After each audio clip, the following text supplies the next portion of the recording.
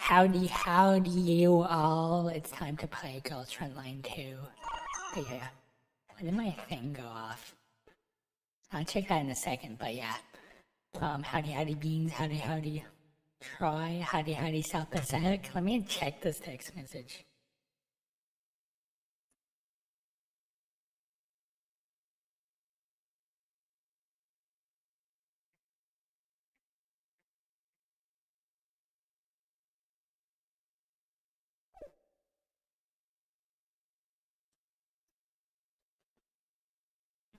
But yeah.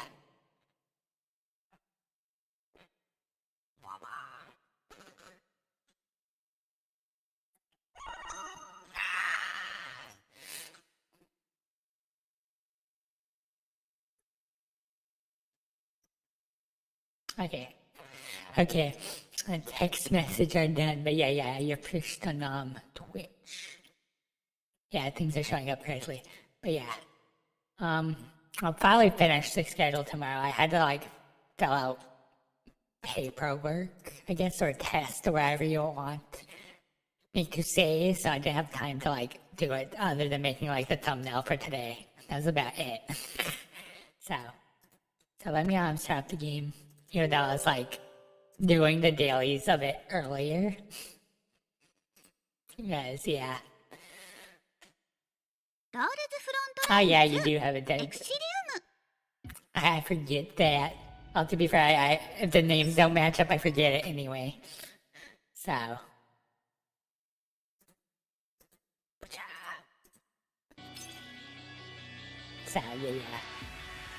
yeah.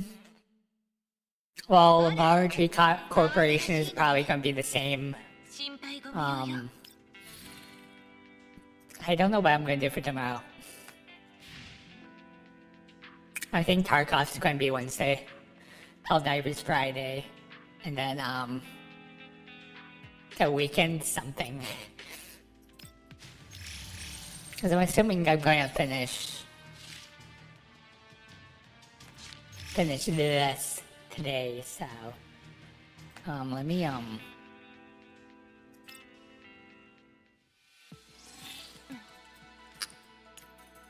oh yeah, what I need is to actually start getting their weapons.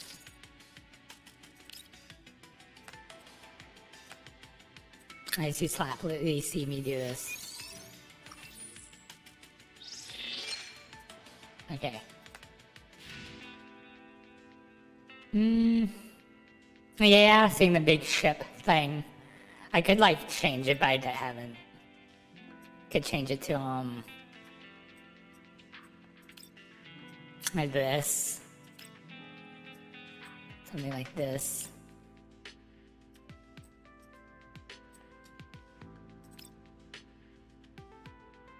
Or this. Or this. Clearly this.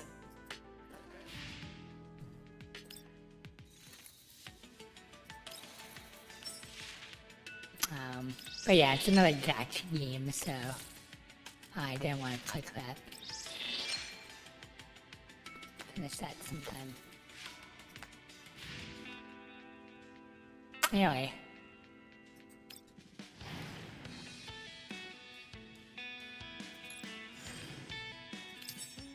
This is a daily thing, which I haven't been doing.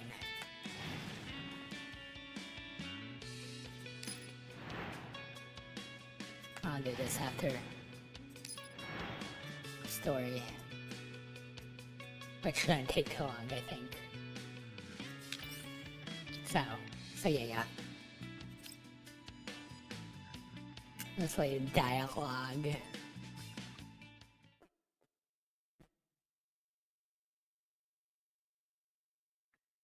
Everything has been overturned. The cycle is set to repeat. Offer a price of your soul and you shall be a player on the chaotic, usurped stage.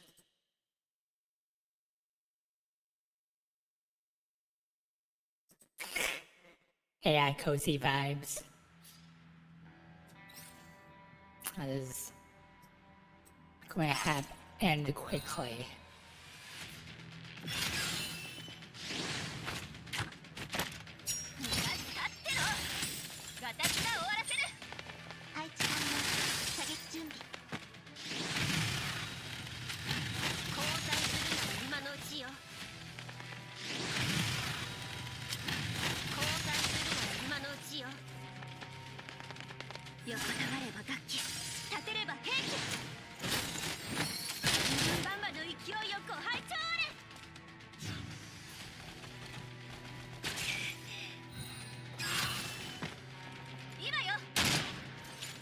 Dun, dun, dun, dun.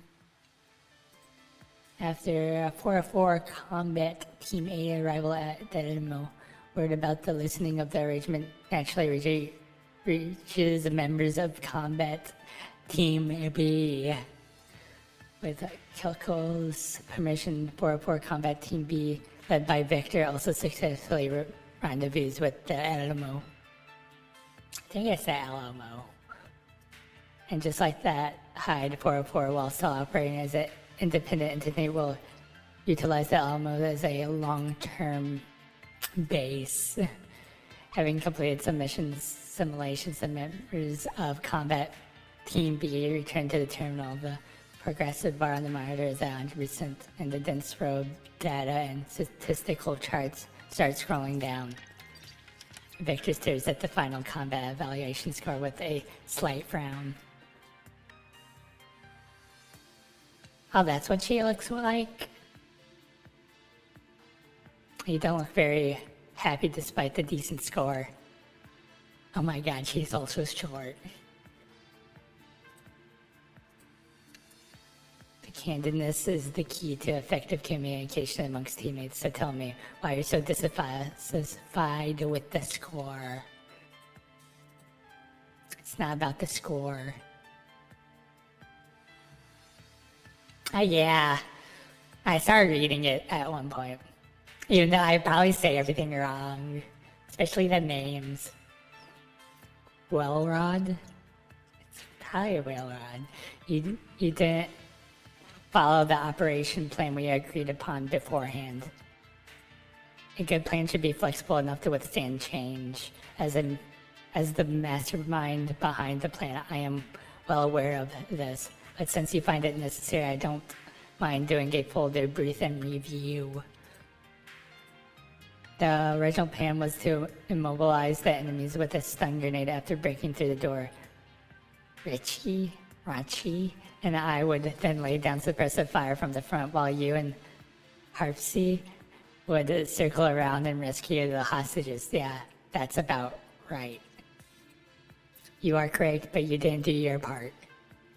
But your unexpected action affected the whole situation.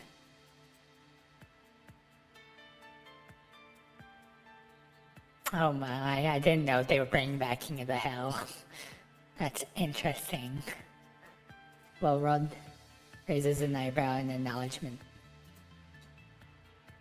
Indeed, I decided to deviate from the plan to eliminate a certain unit.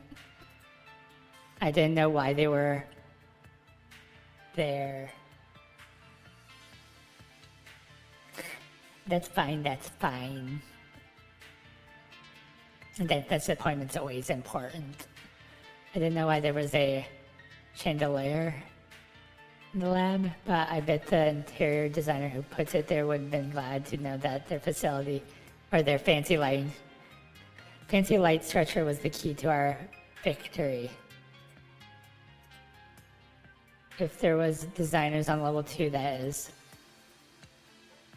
It was an occurrence to that you...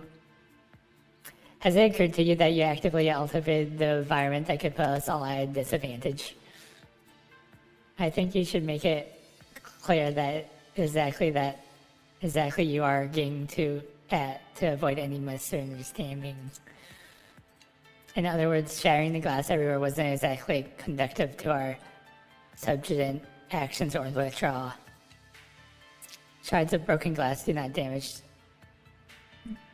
damage to doll frames. Yes, but they do harm the hostages. Pardon? With Walrod is confused for a moment. We have no medical dolls on our team. If a hostage get injured and infected under such section settings, we wouldn't have been able to fully complete our mission. You seem to have overlooked a very important detail. Our hostages were a simulation. You're right, but when we're in a real world, our standpoints would have been completely reversed. If we hadn't considered the hostages, we would have been the ones who would end up in the recycling plant. Thought I suppose the pain wouldn't last long. No matter how many points we scored on level 2, we would have been just BT dolls whose lives were ruined by video games. So to be fair, that would be quite vain for me. Looking at her face. Also, you should really have noticed this before taking such drastic move. If you were looking at the replay, Retchie clearly wasn't aware of your intentions, and so she wouldn't have coordinated with you despite being right next to you. Even if we were stuck, we would have all stuck together. The battlefield is an ever-changing opportunities wait for no one. Surely you'd know that as well. You cannot defy the fact that by dropping the chandelier on the enemies, I greatly reduced the threat by they posed, as well as the time it took for them to mount the rescue, thus increasing the hostages' chances of survival. Even in real world, luring at the scene would be more dangerous for the hostages than us getting cut by shards of glass. But if the chandelier had been rigged with bombs or grenades, things would have turned out very differently. So what do you want me to do? Apologize for something that didn't happen but could have happened in your pathetic delusional paranoia? Focus on results picture like a normal doll would. Sensing the tension in her heart, she wrings her hand nervously. Richie looks back and forth between the teammates and is just about to say something. Knock, knock.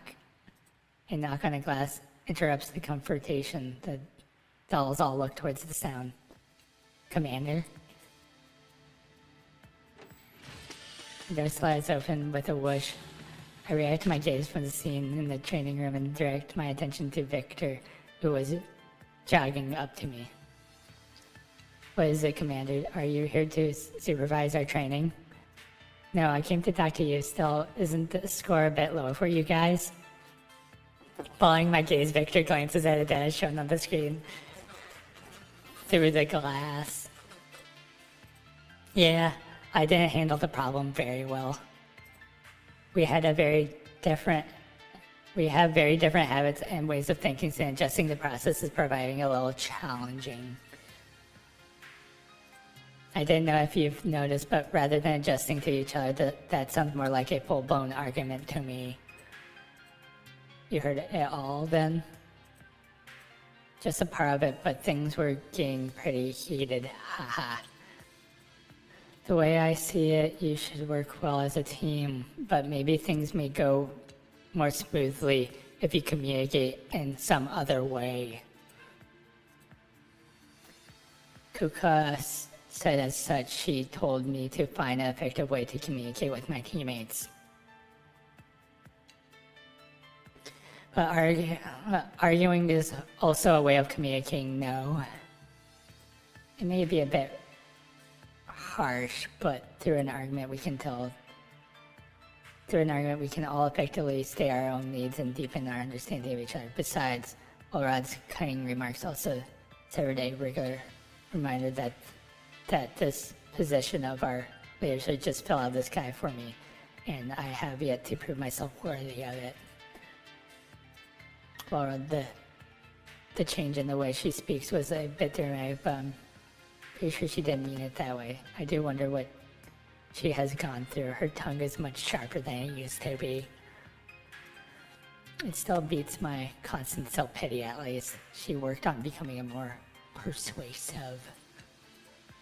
You see, on top of reaching an understanding, you also need to reach a consensus.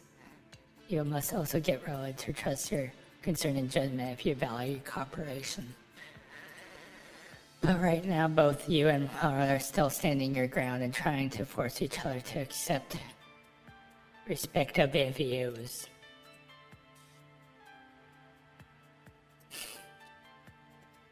I hesitate as I glaze at Victor, who is now deep in thought. Victor was appointed as leader of the 404 Combat Team B by Kuka. It's clear to me that the biggest challenge that stands in their way of being a good team leader has nothing to do with her combat performance or battlefield awareness. The problem is her personality and style. She fully acknowledges the problem, but that's all she does. She acknowledges it and seems perfectly content to resign herself to it. I suppose deep down, even Victor herself doesn't believe that she is up to the task. Kuka may have given her some pointers, but she isn't really the type to give any encouragement. Sorry, that might be been a bit harsh. Since you are the team leader, I'm sure you have your own ways of managing your team. Right now, back to subject. Have you seen the message that Kuka sent you? Victor pulls out her communicator effectively. There's an unread message. Michi's training plan what? I'll be out on a mission with Kuka. Andreas and Belka are also coming with us. Michi's frame is still under collaboration. So we'll leave her behind on the Elmo for now. However, Kuka has put together a training program for Michi because she's worried that Michi's going to go to sleep the whole time we're away and completely neglect her essential data calibration. She said you never replied to the message she sent you, but she's busy preparing for the mission, so I came to follow up on that for her. You want me to supervise Michi's training?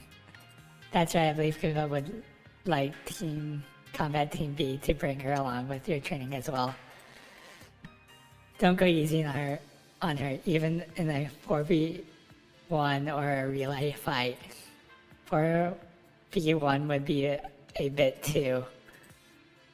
I've included all the things in the notes and precautions to take care. In any case, just make sure her head isn't always attached to her pillow. Fine, I hope Michi won't find the fight against me too underwhelming. Victor's pessimism is a bit headache, but since I'm set to depart, I'll leave it till after I come back. Basically, Kuka wants you to take over Michi's leaders while she's away. So don't hold back and be a bit strict as you want to with her, Victor. I'll do my best, but if only I can wake Michi and get her to attend her training. After returning to the training room, Victor informs her teammates of the arrangement made by the commander and Kuka. Oh, looks like our great team leader has switched careers and became a nanny. Victor ignores Wilrod, who is still hung up on the argument they're having. Let's call it a day. Submit your report before 6. I'll read through it after I finish supervising Michi's combat stipulation for the day today. Ah, she's cute. Hersey speaks up a bit timidly from her corner. What is it? Actually, may I supervise Michi's training? You actually volunteered for a mission, Hersey. No, I was going to supervise Michi's training to begin with as a favor for Deer. Why? Because the EAW technical module she is using to depict your Deer was specially developed by Deer's at Kuka's request. I also participated in the development of the module. Since Deer has disbarked and returned to the safe zone, he asked me to monitor the operation of the module. An advanced technological module sounds pretty interesting. Not really. It's all rather boring. So, you know, since I'm supposed to be doing it, please let me. I understand. However, since Kuka has assigned the mission to me, I must be present. Arthur, you're staying with me. Arthur's face freezes a little comically as she struggles to respond. Okay. I'm staying too. What? Huh? Why are you also staying, Lord? I would love to see for myself what kind of advanced training Team A undergoes. Problem. No, if Laura is also here, then it's all over. In that case, Phoebe, count me in as well. I'm sure you have better things to do. And I want to spend more time with you, Phoebe, please.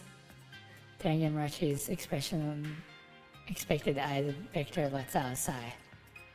Suit yourself. Just make sure you submit your report by 6.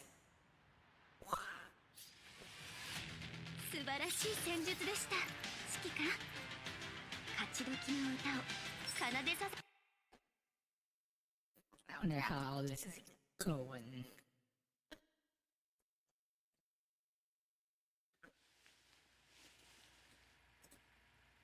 Michi feels a life shove on her arm. Her ultra magical, which has been inactive while in sleep, activates instantly. Wake up. That doesn't sound like Kuga. The shove also felt a lot less violent than usual. In the case, I'll just... If you don't get off this instant, I'll confiscate all your manga on the floor, you hear? No, that is our print collectible Daleks family signed by the manga artist. It's super expensive. And she performs a spectacular kick up from the seat beanbag sofa. She relaxes her visibly once she knows who it is. Oh, it's you, Victor. Here, I invite you to appraise this beanbag sofa together with me. I spent a fortune on it. It's much more comfier than the couch in the lounge. You see, the moment you lie down, as much as I want to join you, this isn't the time. I should lay deaf to what Victor is saying, as if she just flipped the switch. I really don't want to come to this, but according to the guide that Kuka has left behind, this would be the most effective thing to do. With a helpless eye, Victor grasps Michi by the arm, lifts her up, and shakes her back and forth with great force. Hey, hold on, something will come loose out of the straight. Alright, I'm getting up. What the heck? You're starting to act more and more like who I haven't. Aren't we supposed to be the best friends of the Beanbag Club? You have 7 hours to complete today's combat simulation training. If you don't complete it in time, Kuka will be notified that your training is behind schedule. It's fine, Kuka isn't even here. I'm sure even the training conference will be postponed. Hang on, how do you know about my training program? Kuka asked the commander to ask me what's supervising your training before she left. Even though I don't really think someone like me is in any position to supervise others. Oh, come on, she actually recruited a snitch. She even kicked up such a big fuss and got the commander involved. Howdy training. Let her nap, but no, that's not gonna happen. She has to do training. You want 1.5 kilogram caffeine? I guess I can serve that up in some form or another. Wait, don't tell me she also giving you the switch that determines my fate. What switch? Oh, nothing. Come on. Come now, Victor, don't take everything so seriously. You're the first tenant of the Beanbag Club. Never do anything now that we can pull off until last minute. 7 hours is a pretty long time, you see. I don't remember joining any club. Yeah, Kuka did mention it in their message, but I'm guessing I'll be held responsible if you don't complete your training on time. Seeing that she can't weasel her way out of this when she slides off the bean bag sofa recklessly. Trying to guilt trip me now, damn it. Who was trying more and more like Reba. Oh, Michi, morning. Is it almost afternoon? You guys on Team A are sure are relaxed, are laid back. Fisher looks around the training room wordlessly and turns towards the Vector. So, just how well does Kuka trust me to have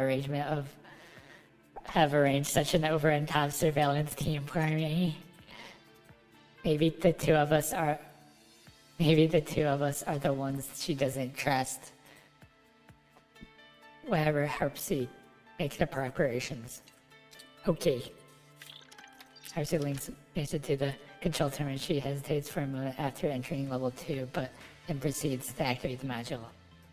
Turn on the monitoring device and project her level 2 onto the screen. Do we need to be that thorough? I believe by supervising Coco meant watching her every single movement like a hawk. What's the matter with you today, Harvey? Why do you seem so tense? Huh? Do I? Look, BB, the image on screen looks a bit strange. Promoted by virtual explanation. Victor looks towards the screen. Is that showing the screen of the combat simulation? In the center of the black screen, an hourglass icon keeps rotating, and the lines start emerging, or lines of text start emerging. Constructing world framework. Formatting archetypal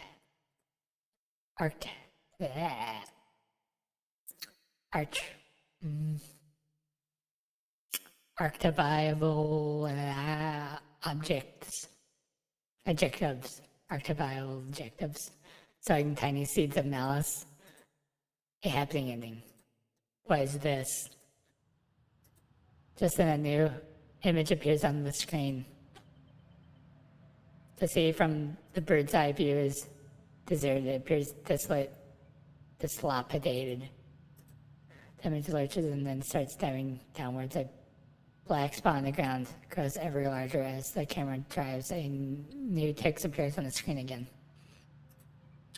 The once prosperous and beautiful city fell into decline under the ravages of invaders. As a guardian, it is your unavoidable duty to eliminate them. Young one, go and create a legend. The subtitles disappear as the camera approaches the ground. It gradually becomes clear that the black spot, in fact, is a doll armed with a gun. She's facing a horde of enemies that are ready to attack. Oh, that's Michi.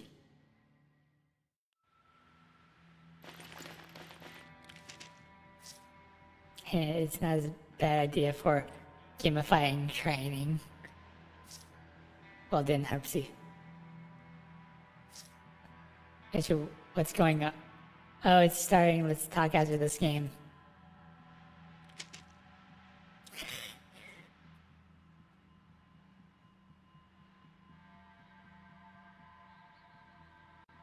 Trying to think of what would make...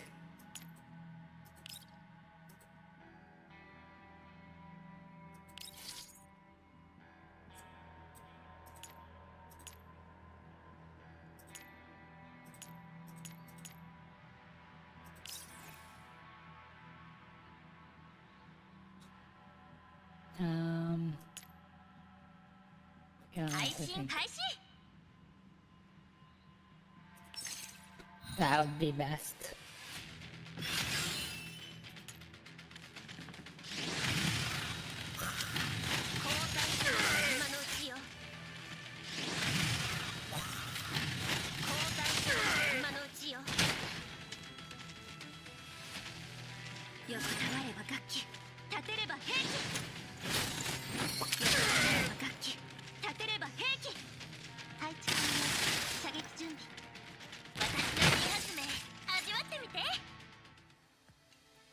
Oh yeah, training is good. It increases your skill set, or sharpens it at least. So yeah. After taking a quick work of the interview, Mitchie holds up a big V sign. At the same time, the words level up pop up over her head. Oh yeah, well, hand-eye coordination, problem solving, critical thinking, stuff like that. First, get her on the comms. Right. The screen Mitchie jumps as she is startled by something, then turns around and leans in closer. Wow, so the monitoring device looks like a flame camera on level 2. It's even equipped with comms, disguising as a familiar that follows the girl around. A distasteful yet classic trope. Looks like you've been reading manga I gave you, Herbsy. So I'm guessing I'll have to enter the contract soon enough, eh? Herbsy?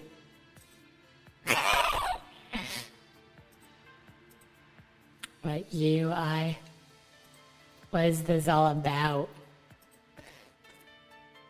Under Victor's impressive gaze, Herbsy finally stops wiggling her hands and starts filing with the edge of her coat instead.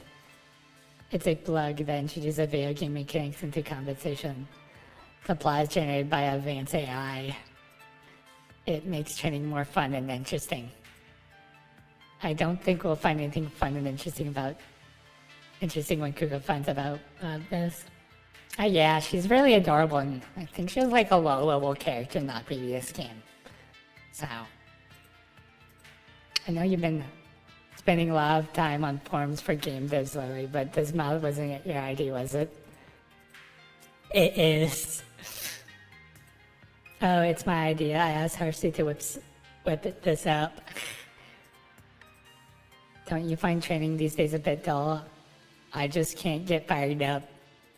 But is it really a good idea to turn combat simulations into games?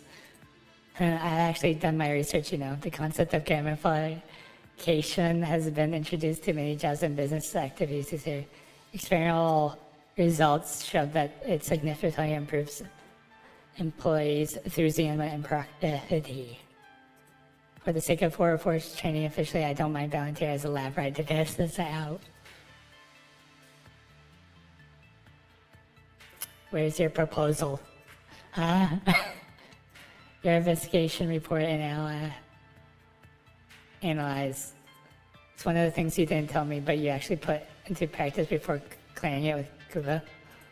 Well, if I told it the time right now from the start, my indigenous plan would have been nipped in the bud. But training shouldn't be a game. Vivi and I played a video game about Wilford before, but it can't really be applied to training. Since it's for training, I'm sure Herbsy has considered the issue of actability. Yeah, that's right.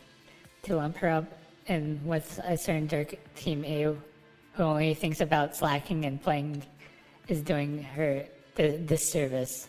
Hey, I can still hear you. I'm not questioning Herbsy's ability or Michi's. The issue is that you shouldn't have kept us in the dark about this. Anything can happen in such an unstable operating environment.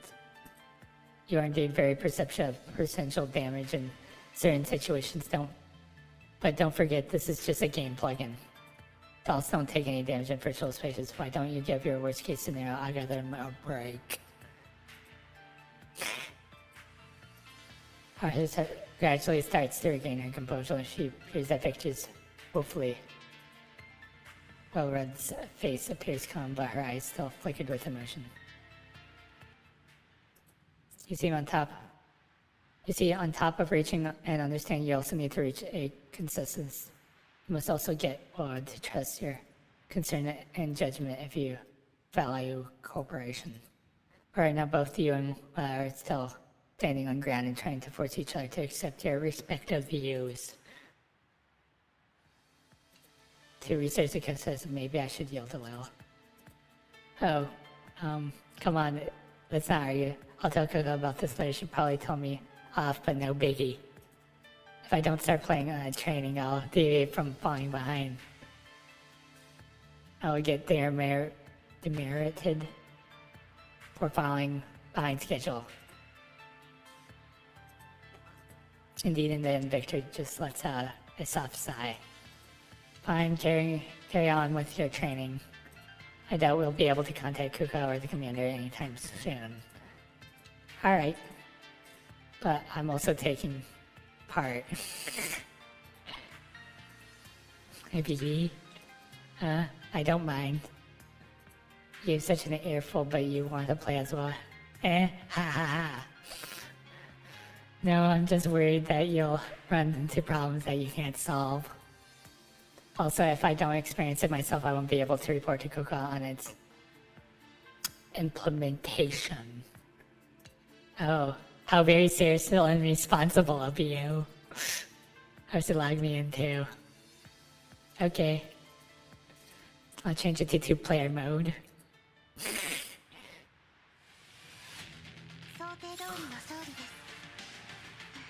Dun, dun, dun.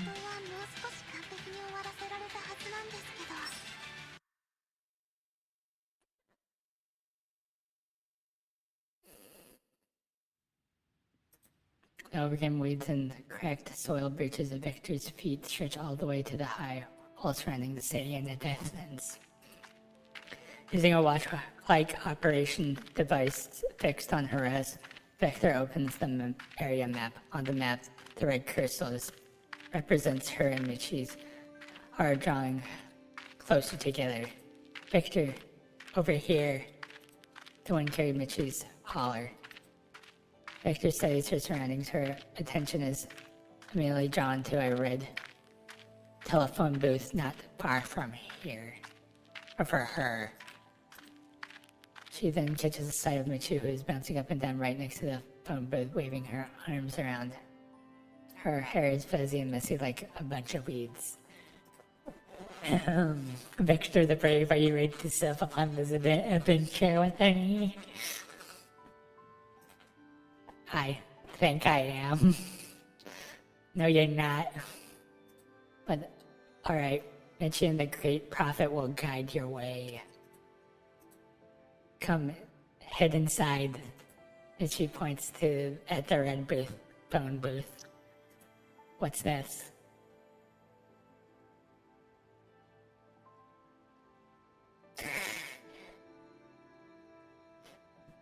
Curse on the polls. I haven't rolled yet. I might roll. I'm probably going to roll, but I don't know if I'm going to roll soon or not. The temptation is too great. You'll find out when you get it. Again. Why I said get. Victor is ushered into the phone booth, which looks totally out of place with the surrounding. Then Michi sees, and since she picks up the receiver and puts it against her ear. After a soft click, a medical female voice comes from the other end of the line. Yeah, art and Jesus protects your roles. Saving game, do not disconnect. Saved, you are fully restored. Victor hangs up and exits the phone, but freezing her health bar is full again. So it's a save point. Save points are super important. You can only level up and restore to full health at save points. Well, how come you jumped up 3 levels and inches? Your level is even higher than me, the Great Prophet. I killed several ELIDs on the way. So you get more XP for farming ELID mods? That shouldn't be the case. Are you ready, Michi? Of course I am. Why do you ask? Allergic demeanor and genuine effort in problem solving are intuitive with my neural records. I told you as much. Gaming can boost enthusiasm. If you were this enthusiastic in real life, Kuka wouldn't have. Whoosh. The sound of bullet slicing through the air. Sniper 11 o'clock. The two guys dive to the side of the road. The next second a bullet hole appears on the spot where they were just standing. Victor promptly draws her submachine gun and aims at the source of the shot, but freezes at the sight of their attacker. The doll standing on the slope is not far away from Sport Crew Shork.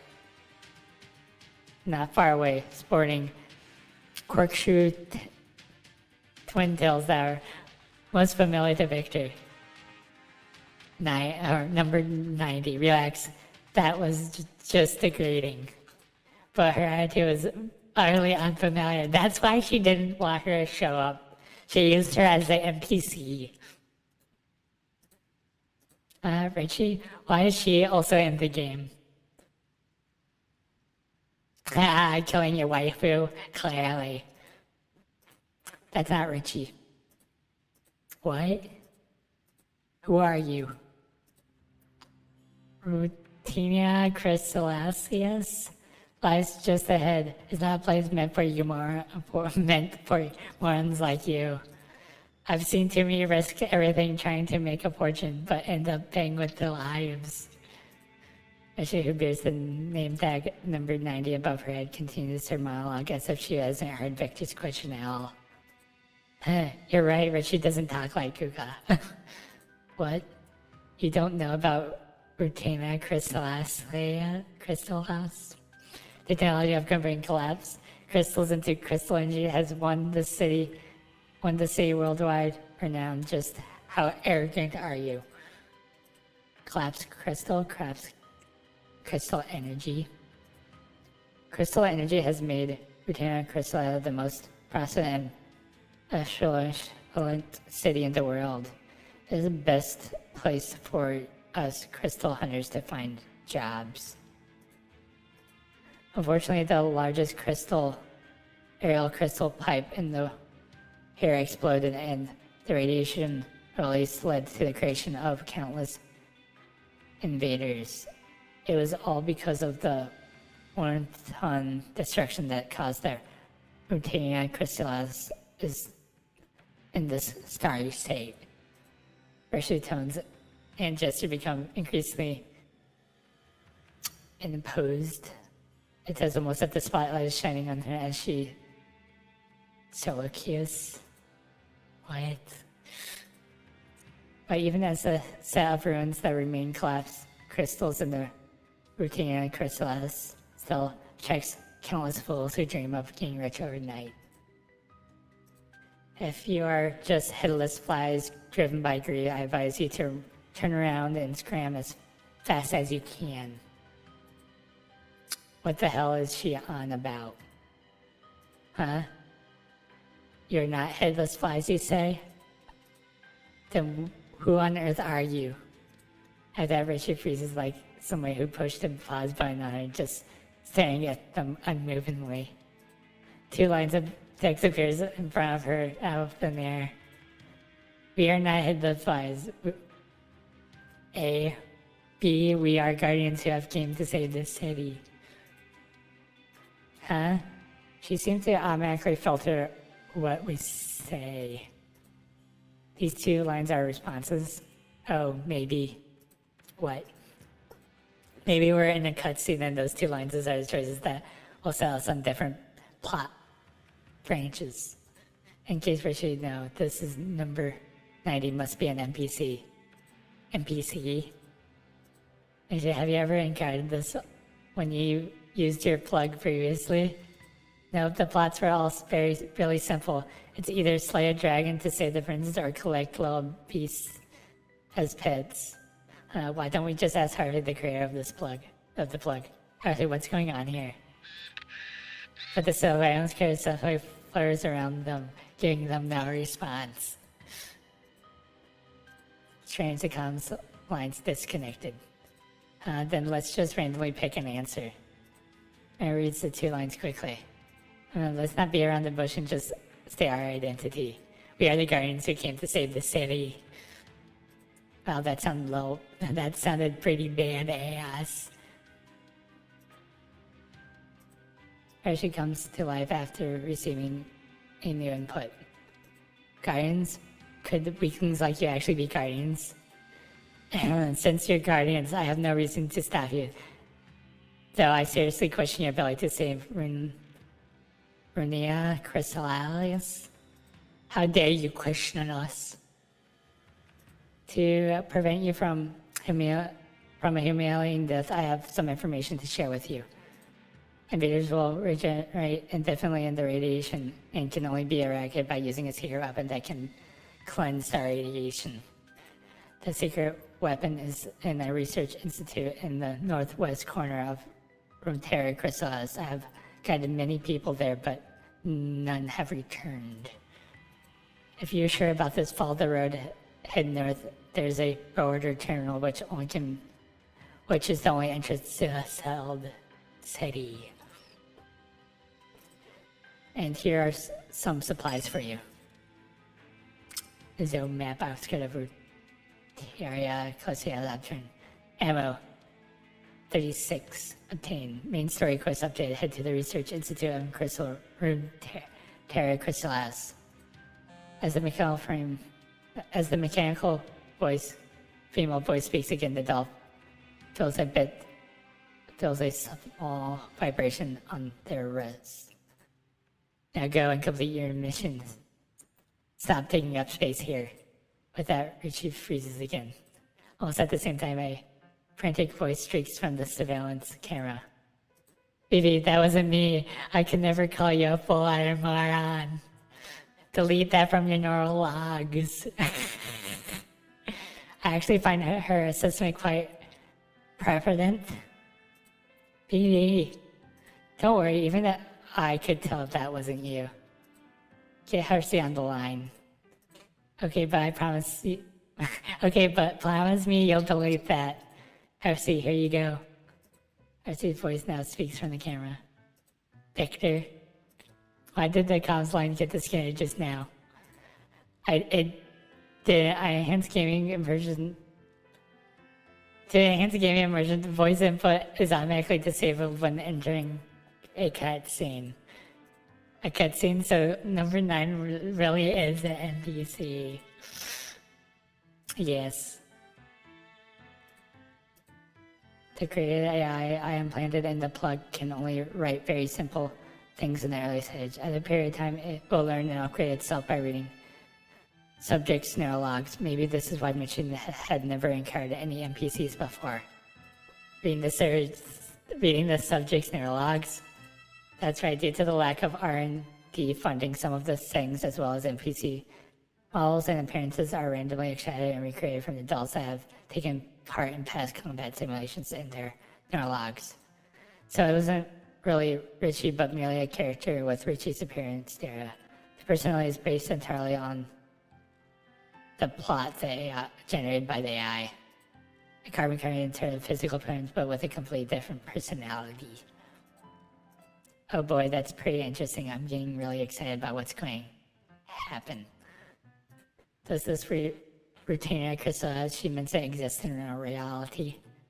No, the AI has just grabbed some information about collapsed crystals and made up the rest. Perhaps the ease of Vector's concern, perhaps it adds conditionally. Don't worry, it's just for internal use. None of this is uploaded to the network. Our data is totally safe. Understood. Victor nods. I have no more questions. Let's go, Michi. Now that we have the new map, we should continue to explore. Oh, you seem to have even more fired up than me. Victor, see, gamification does work. Perhaps, but being more fired up than you isn't something that warrants such praise. It's like a mall. Following number 90's instruction, the two adults entered the border terminal without much fuss. The deserted building appears spacious and empty. A gloom of unknown lays behind the turn. Well, it looks almost like a passage that leads to some kind of alternate dimension. Watch your step. What? Marcia dodges aside out of our reflex, and when she looks back, she realizes that it's just a broken limb of a ELID. Now that I look take a good look. The whole place is loaded with LED remains. I have a bad feeling about this. Once we got through this passage, we should be in the city. Victor appears at Michi's health bar. By the way, I've been meaning to ask, what's the greatest white thing underneath our health bar? It goes down periodically. Oh, that's... All of a sudden, a piercing howl interrupts the conversation. Victor's eyes flashes as she darts a glance behind her. Duck enemy attack.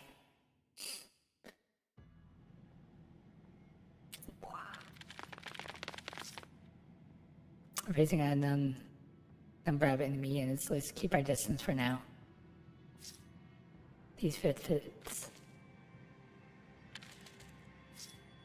Sounds like there are quite a few enemies. Let's just try to handle them at the best of our abilities. Okay, I'll take this side.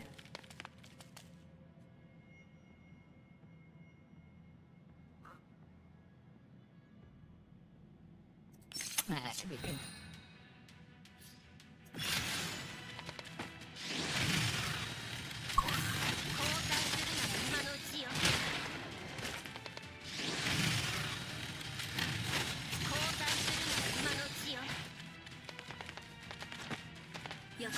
Oh, I'm dead.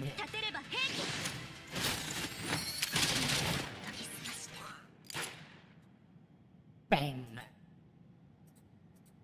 The last ELID is shot through the head and tumbles to the ground even while it's lunging forward. Standing in front of it is Victor, who didn't manage to raise her gun in time. Her finger remains on the trigger. Phew, that was close. Are you okay? Victor straightens up. She curls her fingers and uncurls them again tenderly. I was unable to move due to some kind of force, but I seem to be okay now. Oh, that's because your stamina bar was down to 0. Stamina bar?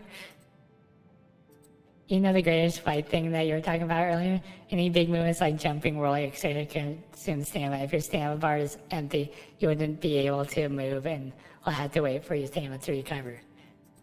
And to do that, Michi the Prophet suggests you move and cut your enemies while recovering your stamina. Don't make any big movements unless you absolutely have to. I see. But how do you define big movements? Any movement other than walking? That doesn't seem very reasonable. To who? What are you talking about? This is the essence of this kind of game. Stamina management is key that sets noobs and pros apart. You still have much to learn, newbie Victor. In reality, unless there is some kind of malfunction, dolls don't experience such interruptions to their power supply before the battery runs out. I don't think of any real benefit of this mechanic brings to actual combat in the real world. Well, it seems to be devoting a lot of computational power to pondering this question. Her brows furiously deepen. It can reduce unnecessary maneuvers, considers energy and power, ? See, at the end of the day, energy and power aren't infinite. I personally disagree, but I'll note this down, like Google, then the commander to be the judge of that. We're having so much fun here. Why do we have to keep up bringing the bad ending that awaits me?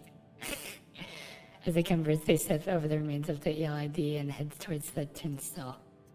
The other of them notice the most interval twitch. Okay.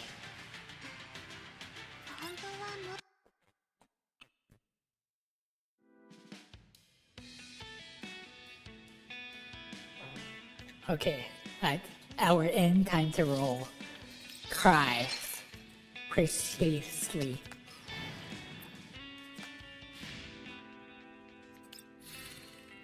Let me claim all this real quick.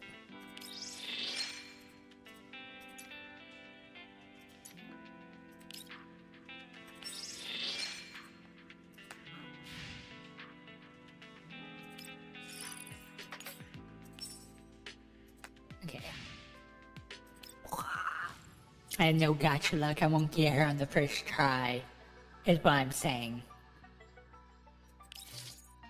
Yeah.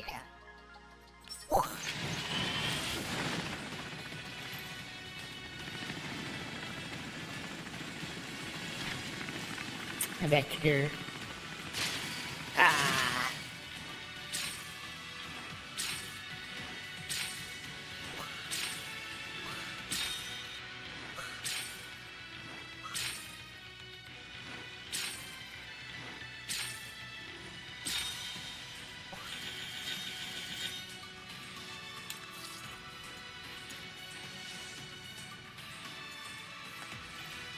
Dun.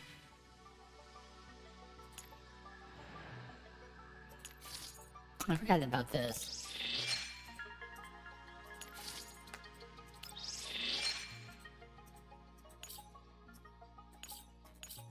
Okay.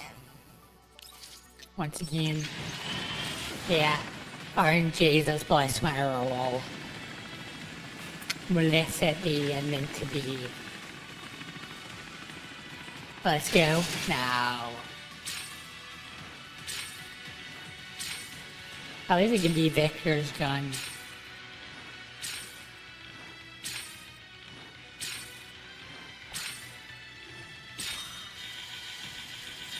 Rah.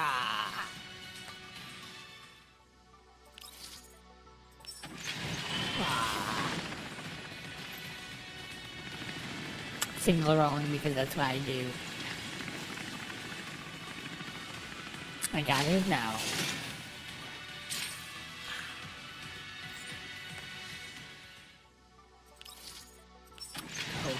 Go. That's what I get for trying to get every single character.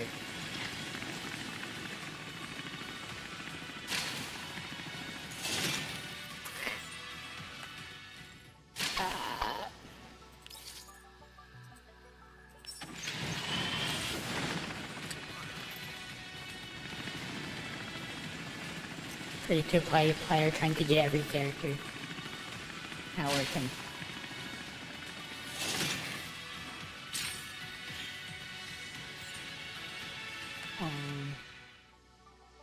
That's the most I can roll. I can roll on this.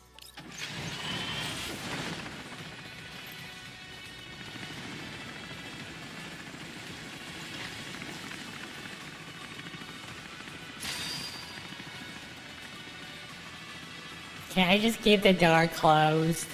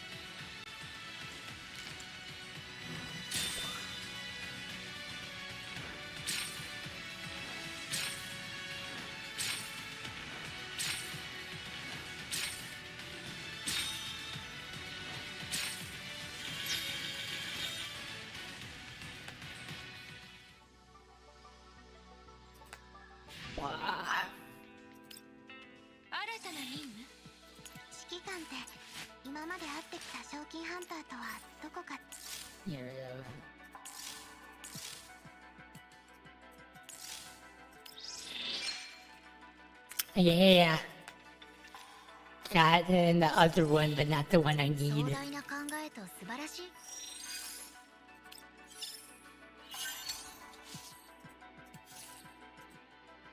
Getting her up would be a good plan. Either way.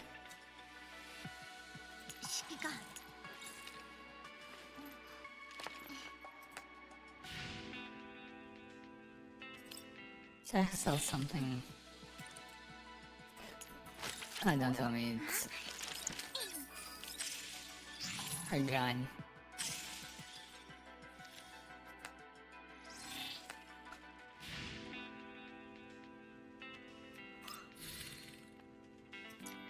I keep seeing them.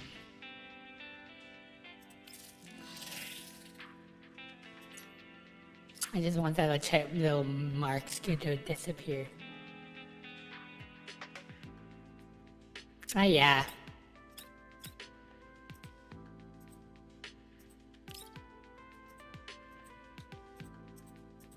Why is it not letting me select any of these? I'm really tempted to throw money at the game.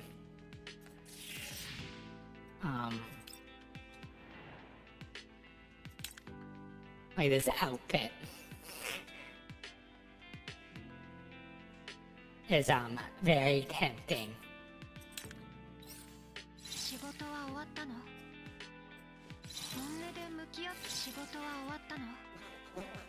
So very tempting. Wonder if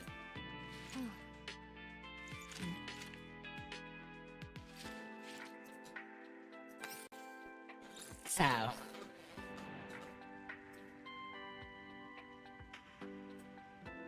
yeah, I think that's like the one that's most tempting for me. Yeah.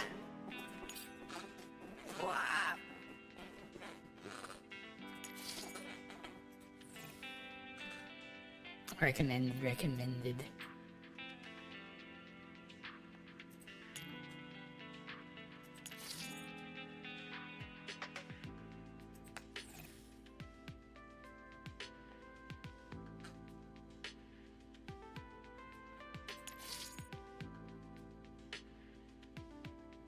Wait, what?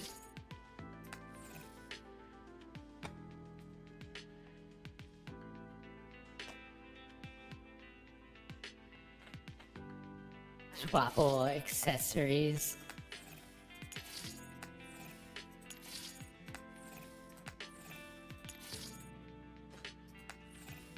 Seems pretty something. Oh, nice. Warframe booty skin.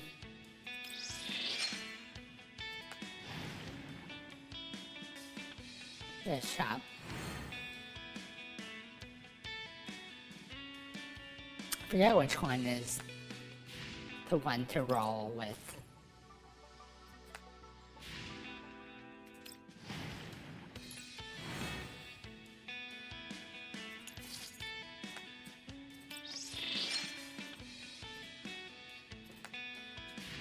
I can roll another 3 times.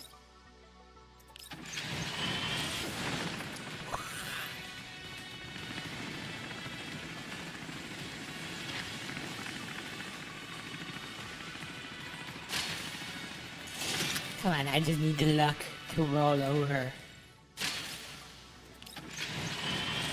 You get lucky. Iron Jesus. I'm talking to you, Iron Jesus.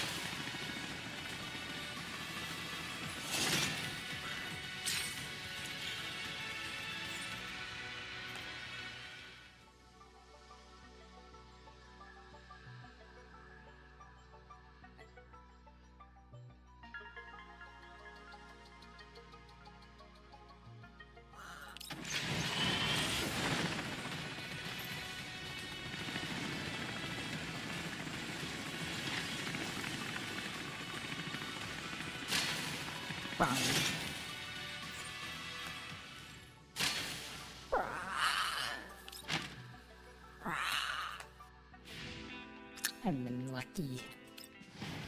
Oh. Keep going. Still quite a bit hot.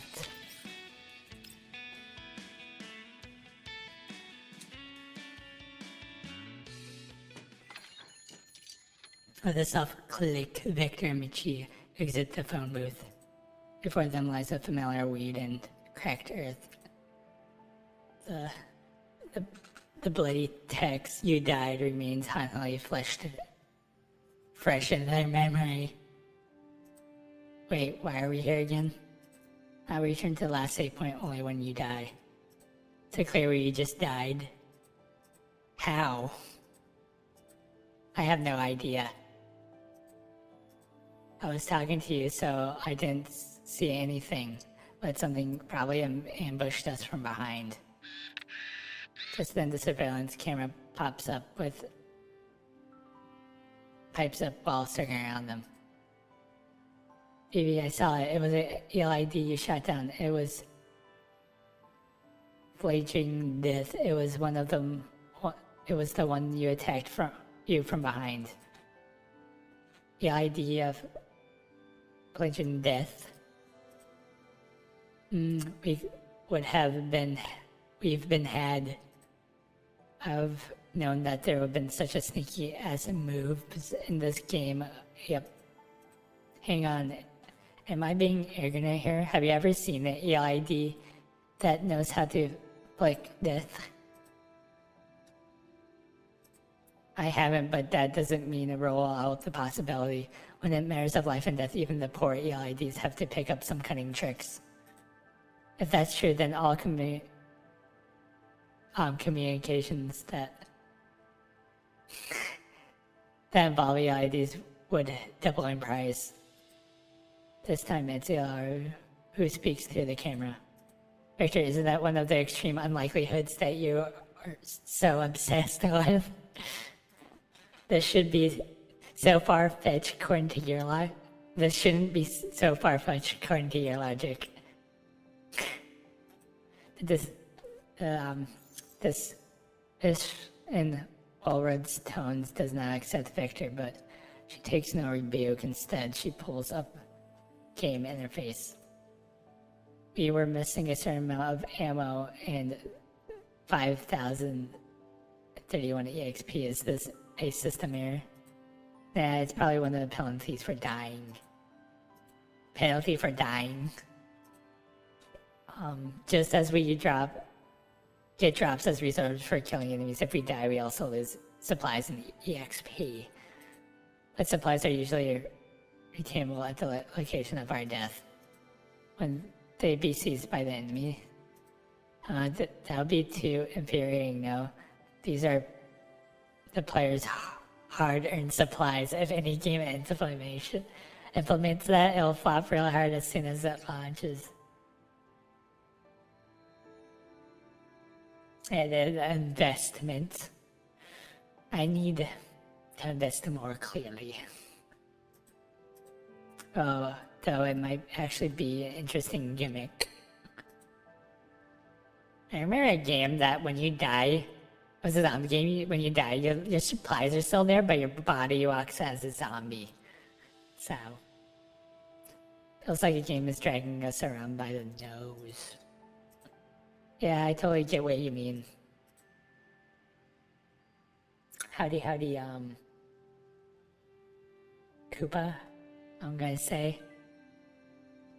Sometimes when you just can't beat the game and you're so angry that you just want to quit, you'll think to yourself, oh, I should just at least pick up the loot before quitting. Oh yeah, zombie you. It's that one with the England, right? So yeah. Then once you've done that, you think, since I'm here, why don't I just give it another go? Maybe I'll beat it this time. Then before you know it, a whole night has passed. So the game is exploring the player's fear of loss and competitive nature to keep them addicted. Let's go and retrieve our loot and make our way to Lieutenant Ecclesiastes. I wonder if they're gonna make like a gotcha reference. So, of the addictive behavior.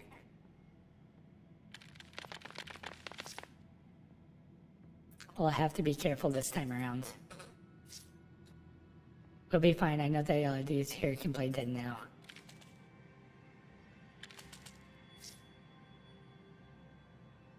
Ah, nice. I need to watch that one British zombie movie again. Shaun of the Dead. Yeah. But it's annoying to have to fight them again. Remember to shoot them.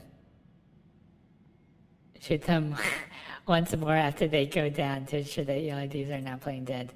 Yeah, I got it. Let's begin.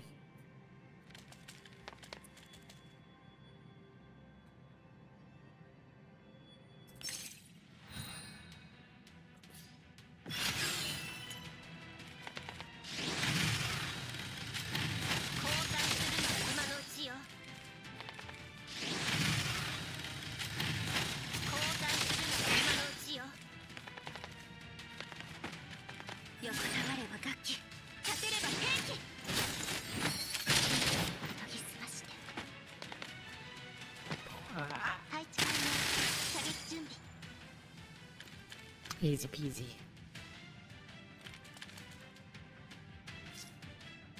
That was close. I was starting to think I would lose. That was a hard game. That was training. Never mind. Let's go. Let's go see what else we can take. Okay, I'll have to look over there. Ichi and Victor starts rummaging through the pile of LED scars all around for supplies. The search LED corpses disintegrate and fade away.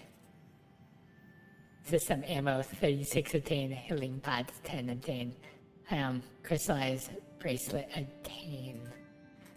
Some map crystal Aruna Kosai's urban area obtained and new zone unlocked. A cheap bracelet made of inferior crystal fragments, judged by the description, it's pretty useless.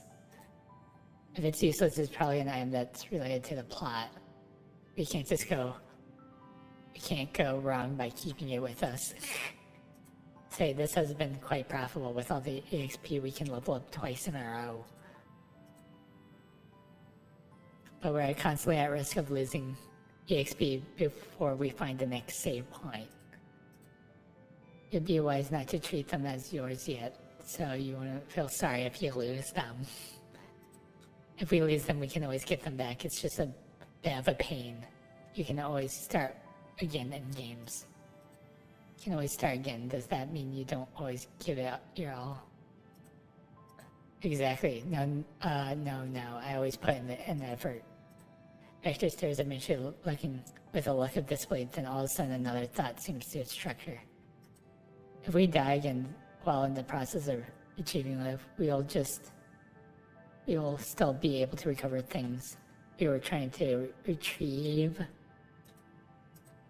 I haven't really came across that situation, but speaking from gaming experience, probably not.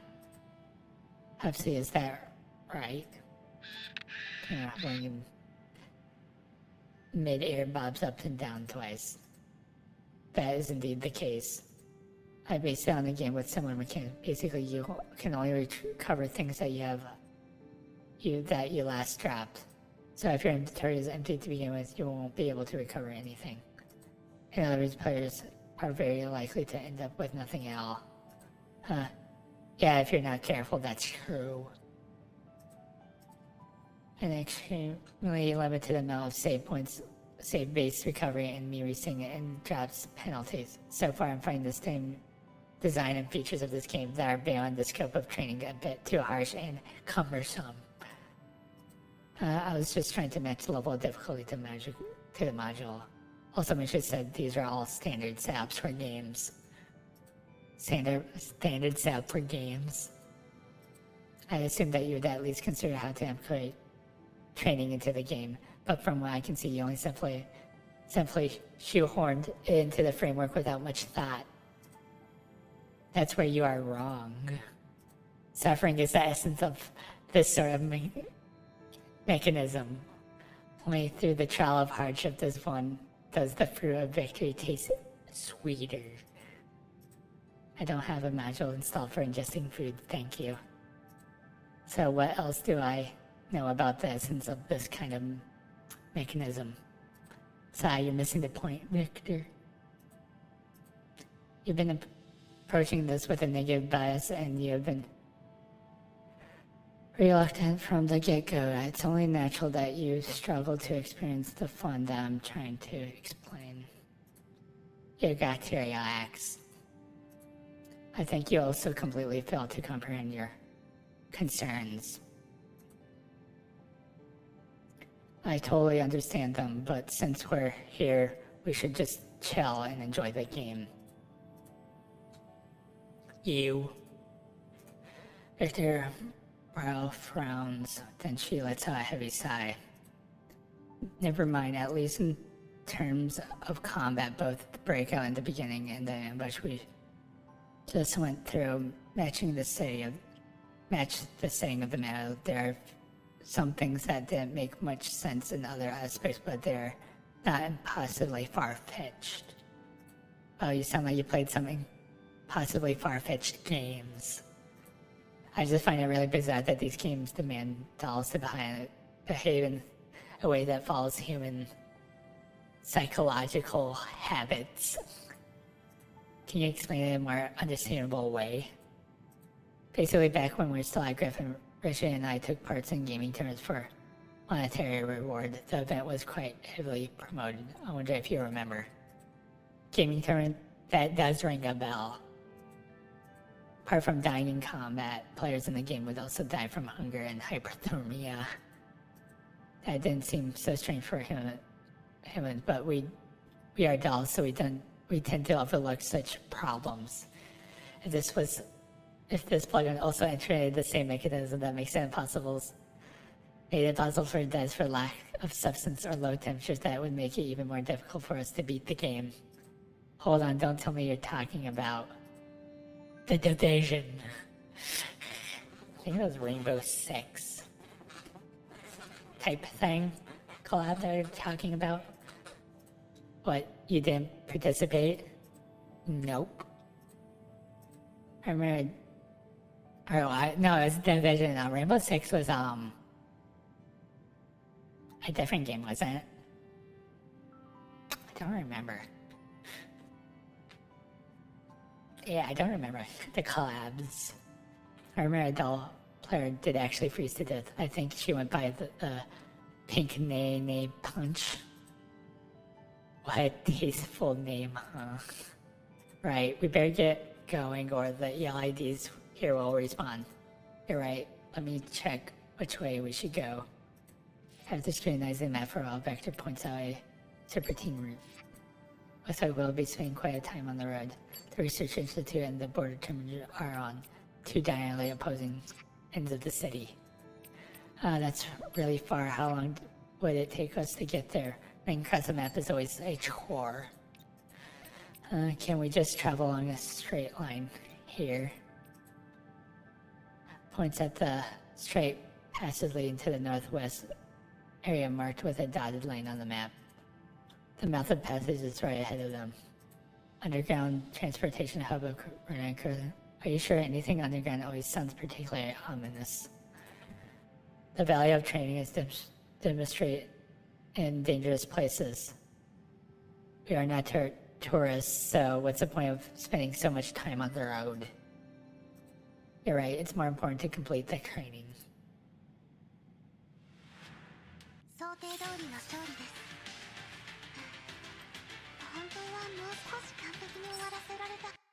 Wow.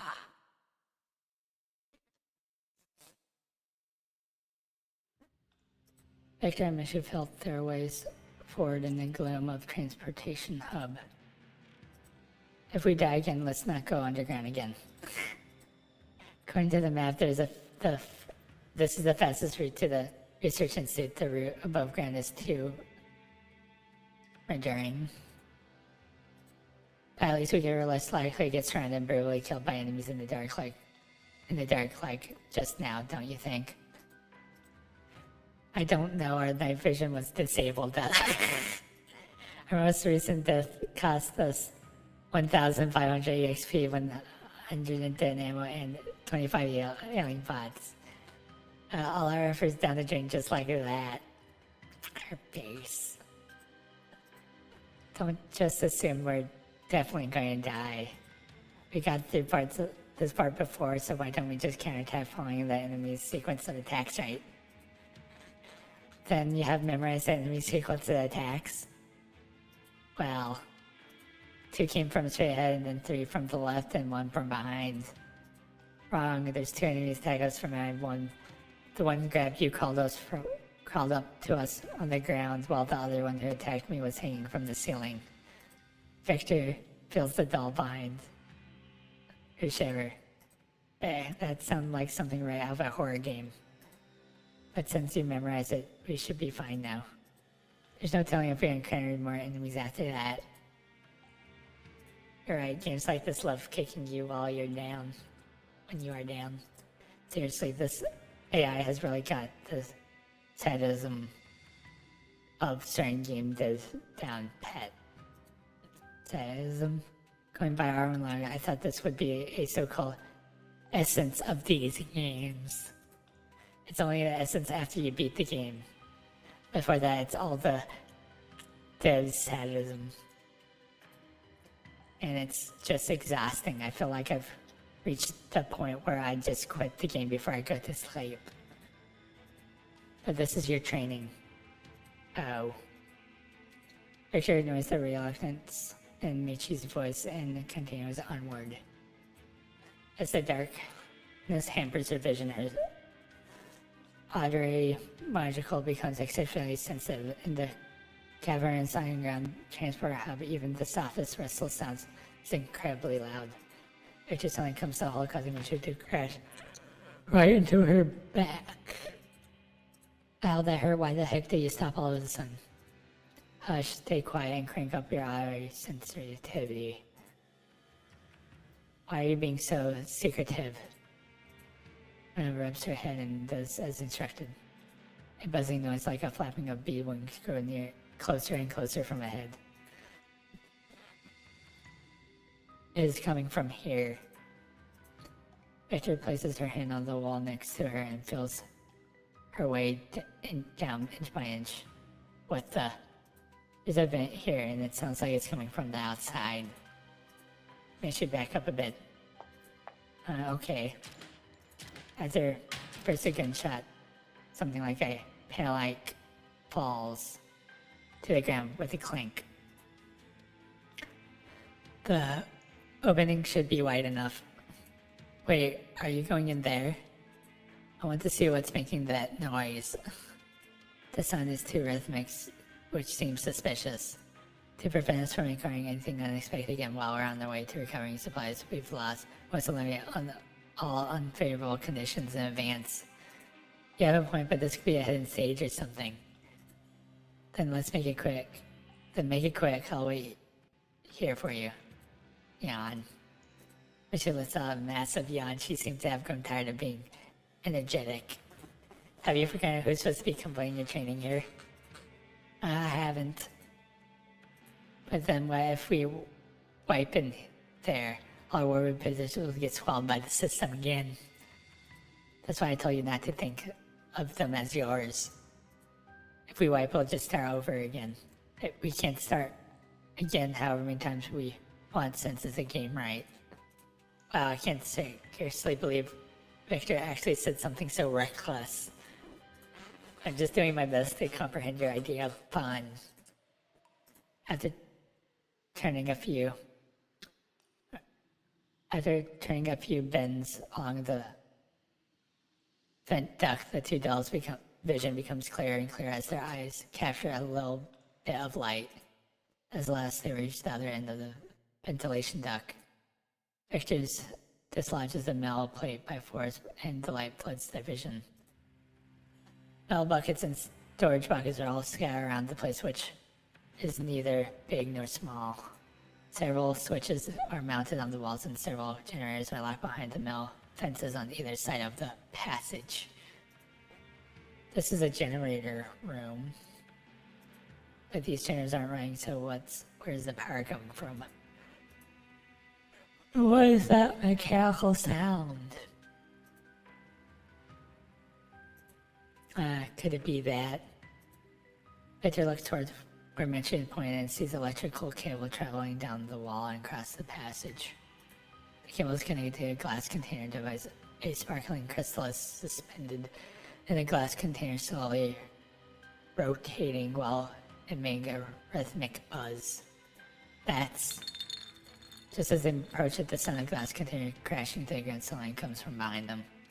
They quickly dart behind a pillar and raise their weapons.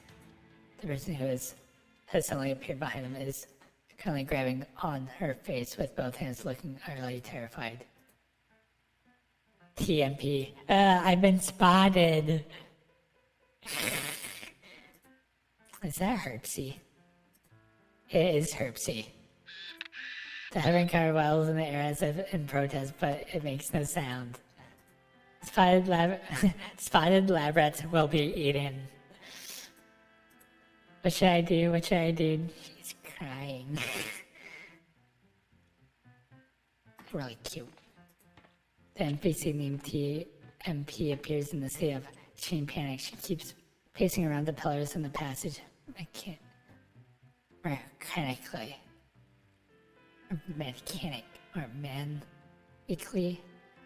Then all of a sudden she stops. Phew, I need to calm down and think. Alright, I have to find the anywhere door. If I find the anywhere door, I'll be able to leave. She looks around, her face lights up with glee as her gaze down on one of the storage boxes. Found it, haha.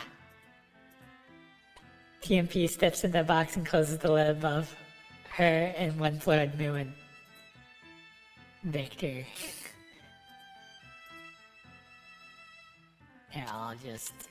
Victor strides over and flips the lid open. A scream that almost sounds like a groundhog melee comes from within the box.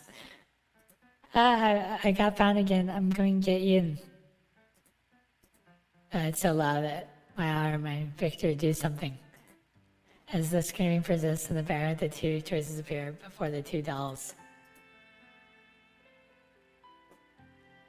Close the box and let her calm down. Use the item crystal bracelet. So this is where you use it. Victor taps the icon above the bracelet on her watch and confirms that she can hand over to Hipsy, who bears the name TMP above her head. I'm going to get Ian. I'm going to get... Oh, that's... The bracelet icon in TMP's hand materializes into an actual bracelet. At the side of the bracelet, the girl's panic is immediately replaced by joy. You're okay, Oliver. You're the most you're a very picture of health. I'm so glad you didn't get eaten by monsters. Now we can get out of here together. Just make sure you hold on to my hand and don't let go. TMP puts the bracelet on her wrist passively. Then she gives the two dolls a solemn bow. Thank you so much for bringing Oliver. Sorry for mistaking you for scary monsters. Oliver was all I had even before becoming a lab rat. I loved going to treasure hunts in the city. Oliver said we were just picking up trash but I often found treasure. Sounds like a scavenger, but what's the deal with this lab rat business? Then one day somebody told us we can offer us limited food and a safe place to live, but instead we must deal with small favor by trying out colorful candy and drinks. We agreed, so the person let us stay in a cage with lots of other robots like us. They were all covered in sparkly crystals, so pretty. Oh yeah, that's it. Well, thank goodness I didn't break. The jar is surprisingly sturdy. TMP picks up the glass container with the crystal laying up by her feet and lifts it up for them to see. He said the crystal is super useful. It generates heat and power and can do anything. When I left the cage, I took some with me. As a gesture of my gratitude, I'll give this to you. You can take all of these. Her watches pings with notifications. Collapsed crystal 3 attained. Crystal powered flashlight obtained. Broken pocket watch obtained. This is all the treasure I have on me.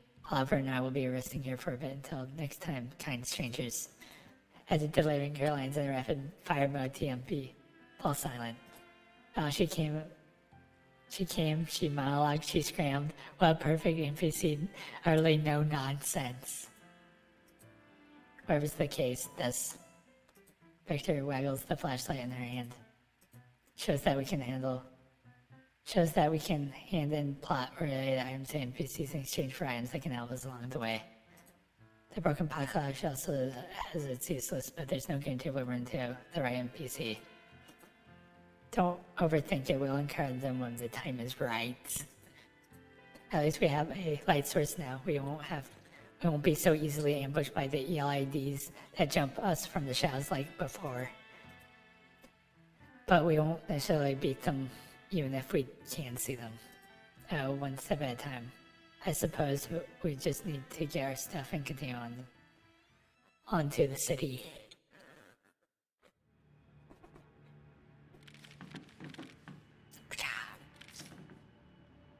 I can finally see clearly now. There's so many enemies lying in ambush.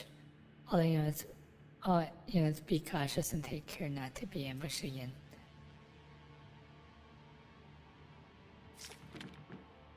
And that enemy seems pretty dangerous. Maybe we should gain up on it. Agreed. And now that I call I tact, I understand between measures of fatality.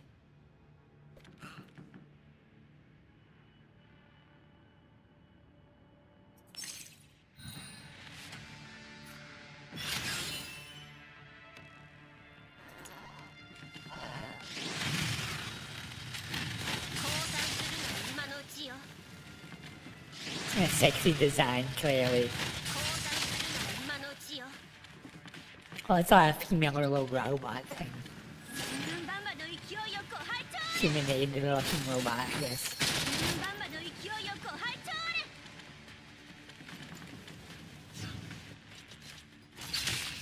If that's what you're talking about.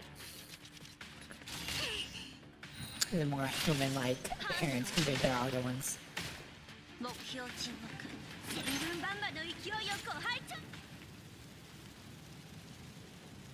With the help of the flashlight, the two dolls permanently dispatched the invaders in the transportation hub and recovered their loot.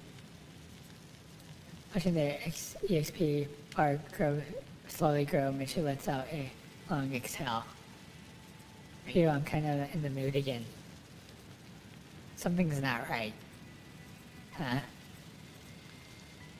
I recovered less than 2/3 of my previous expedition. I also have fewer supplies than before. What about you? I don't really see much of a difference. On top of the loot, I have a feeling something important is missing. Something important, it's all a simulation data here, so you shouldn't lose anything. If you lost important neurologs or your neurolog module should also be flagged. Would also flag it. That's true. I'm absolutely certain that this isn't all the loot. Could it be a bug? Bugs are pretty common in games. Let's ask her for a patch update. Alright, can you please take a look? Sure thing, leave it to me.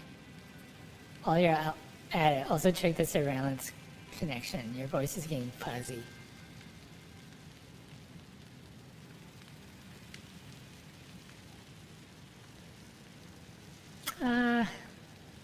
Well, it's always. I would think it's always be interesting if you had to design something, especially nowadays. Little tweaks there, here and there. Two things would be also nice. Okay. And they've finally emerged from the underground transportation hub. The sunlight is so strong that Michi has to squint her eyes. We're finally out of that dark, miserable place. So this is a city proper of Runa Chrysalis. It doesn't seem all that different from the satellite cities we visit before. And it's just taken from our neurologs after all, but there are differences. Look over there. The colorful glass pipes of varying thicknesses and lengths as far as they can see. Some of them lie under overturned floor tiles, some are poking out of broken walls, and all others are completely exposed outside. Most of them are cracked and broken like icicle piercing the city. I wonder what these colorful glass pipes are for. They must be crystallized pipes exploded or whatever, or whatnot that the NBC Richie mentioned. Crystallized pipe, Richie. While Victor's Stephen mellow voice speaks up from behind them. Those are crystallized pipes. They're for transmitting crystallized energy. G36K, KSK. Andreas, who appears behind them, is at some point clasping her hands and blinks, curl up in the palms. Wow. Ever since people discovered how to convert crystallized pipes into energy, the city began laying pipes made of this special material on larger scales, transmitting energy to every corner of the city. The city was therefore container crystallized, and the pipes were also named crystal pipes. These rainbow-like crystal pipes were essentially the arteries of the city. Right? Are you crystallized hunters? Crystallized hunters, no. You managed to reach the city proper. You may not be crystallized, but you're no ordinary people either. We're not exactly extraordinary either. We're actually guardians. Guardians impressive. No wonder you survived no injuries on your journey here.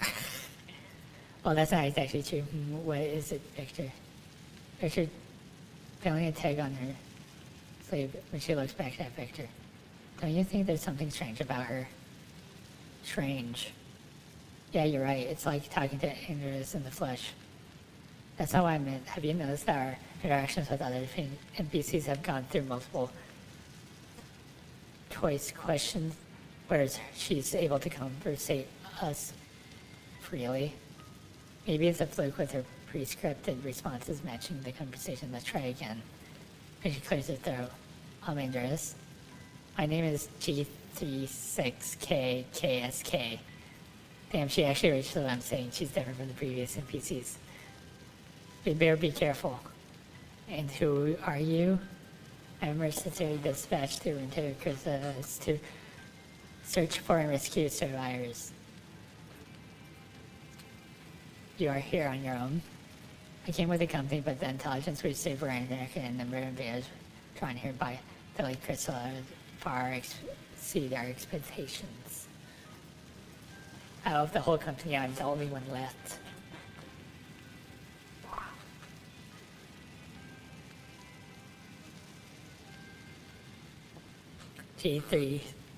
G36KKSK frowns slightly. I've been trying to get rid of as much of my companion's position as I can, just to give some closure to their families. The two devils fall silent as they return their astute gaze. Something feels off. Yeah, haven't you got any ideas? Not really. It's too much of a pain to think. I just want to get this over with and get some rest before Kuka comes back. Have motivational effects of gamification have worn off already? Well, even Gamer Girl would get bored after playing for so long. Kuka? Oh, nothing. We're gathering your fallen companions' positions, you say? Have you found anything yet? No, it's not like trying to find it's like trying to find a needle in a haystack. Possessions. It's probably going to be the watch. As Victor ponders that she suddenly thinks of the broken pocket watch. Maybe you could take a look at this. Victor tests her watch to give the broken pocket watch to G36KKSK. Light particles gather in form of a physical object in G36KKSK palm, an actual pocket watch. She opens the pocket watch with great care and her eyes wells up with tears. This belonged to a friend, thank you. G36KKSK turns the open pocket watch to show Michi and Victor what's inside. Well, a picture engraved On the inside of the card, the object with blonde hair and green eyes glares at them with sorrow eyes. It's well run. Pictures eyes that hover the camera with some trepidation. It's for the plot. I hope she doesn't mind too much. Thank you. This is probably the only thing I'll be able to find. I don't have anything to give you in return for the favor. I had nothing else. I thought we'd gain some sort of new skill or some amazing item or armor of revival or something like that. I'm very sorry. I'm afraid I don't have any armor or revival, but I could join you and lend you in my strength. Supporting Curry G36KKSK has joined the group.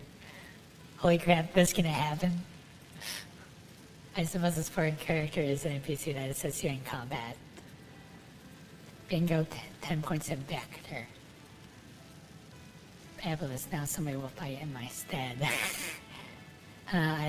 Though I wonder if this injured who also crashes very easily. You shouldn't rely on her too much, whether she's prone to crashes or not, but you got to complete the training on your own merit. Don't worry, support NPCs are only there to balance out game's difficulty. Victor appears at the smiling G36KKSK, then at Michi, who is looking around with excitement and frowns. She tries to suppress the sense of disquiet she's feeling and looks down to consult the map.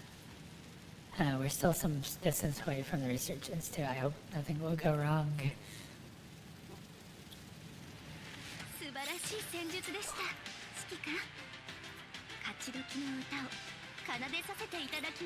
I think there's a huge dialogue thing coming up. Yeah. Click.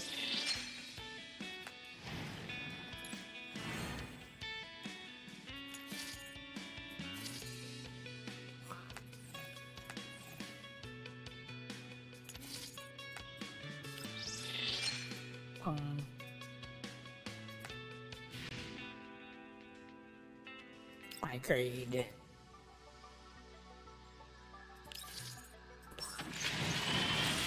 I'm rolling again. I can't help it.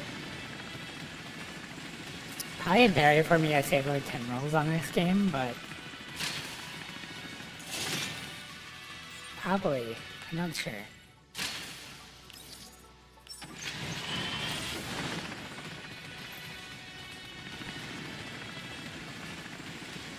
I don't know, gotcha luck anyway, I won't get her.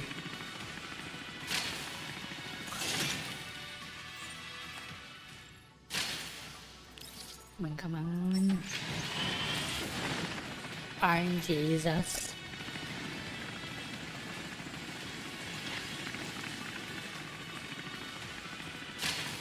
Ah.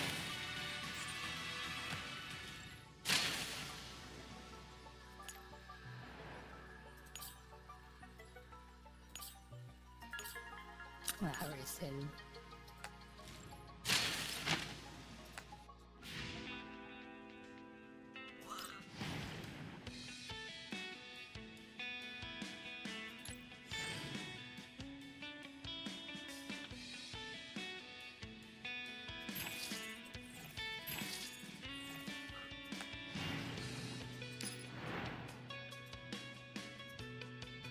How much am I done with it?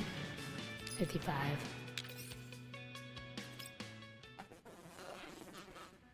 Well, Hershey is focused on checking the codes on the terminal while Rod and Murphy are watching the surveillance feed from the level 2 on the monitor. At the sight of her own portrait of the deceived, Rod crosses her arm and scoffs in distaste. Don't let it bother you, Hershey said, as much as it's all randomly generated. You saw how odd I was. Don't be ridiculous. You think I'll be bothered by a poor faceless of me?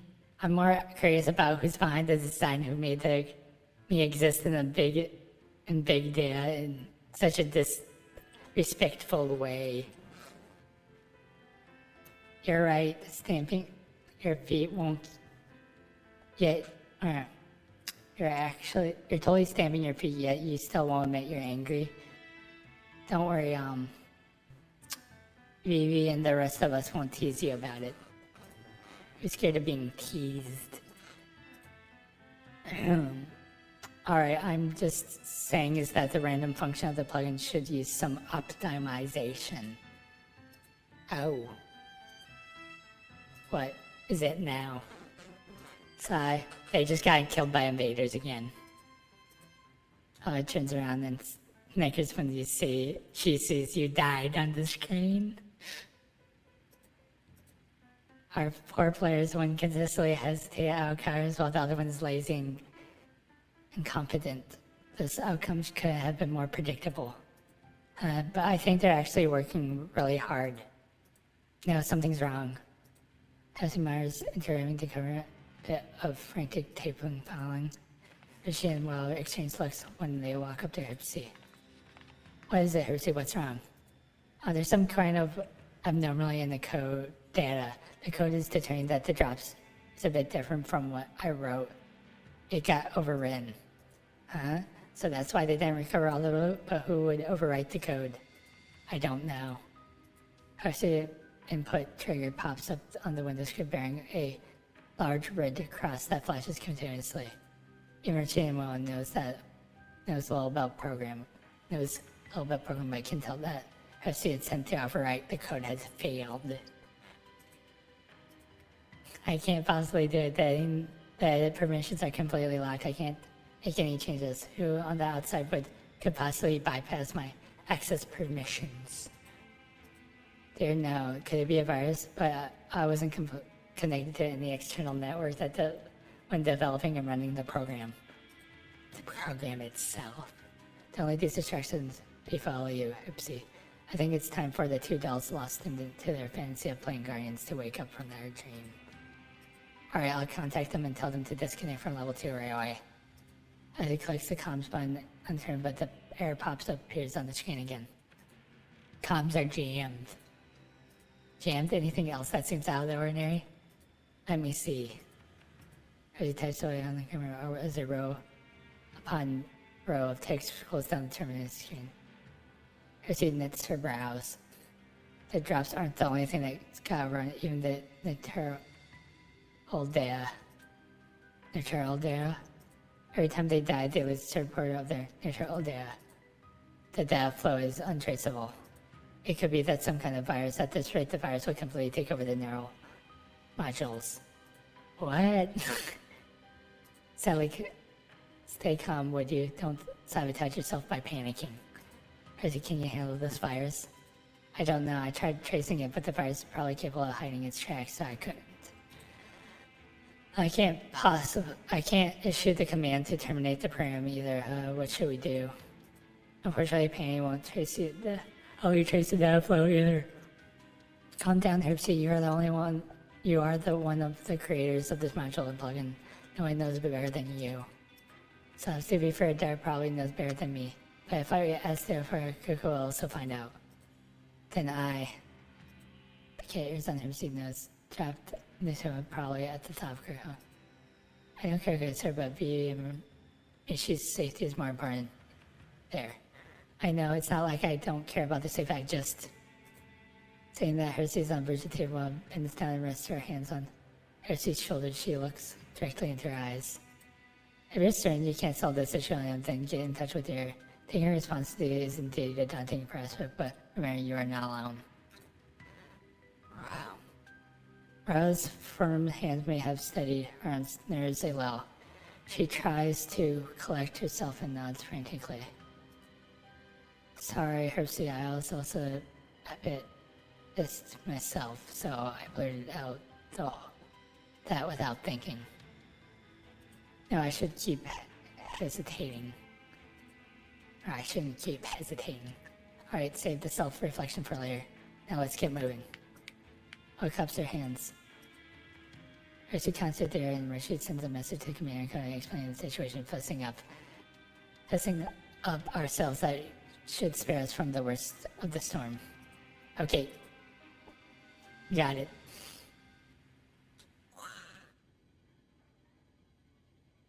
Trapped in a game.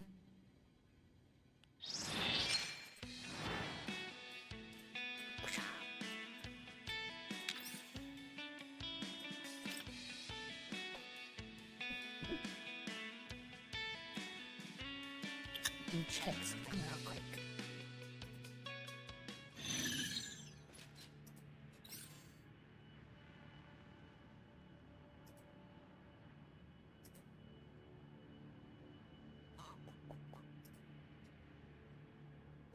Easy peasy combat.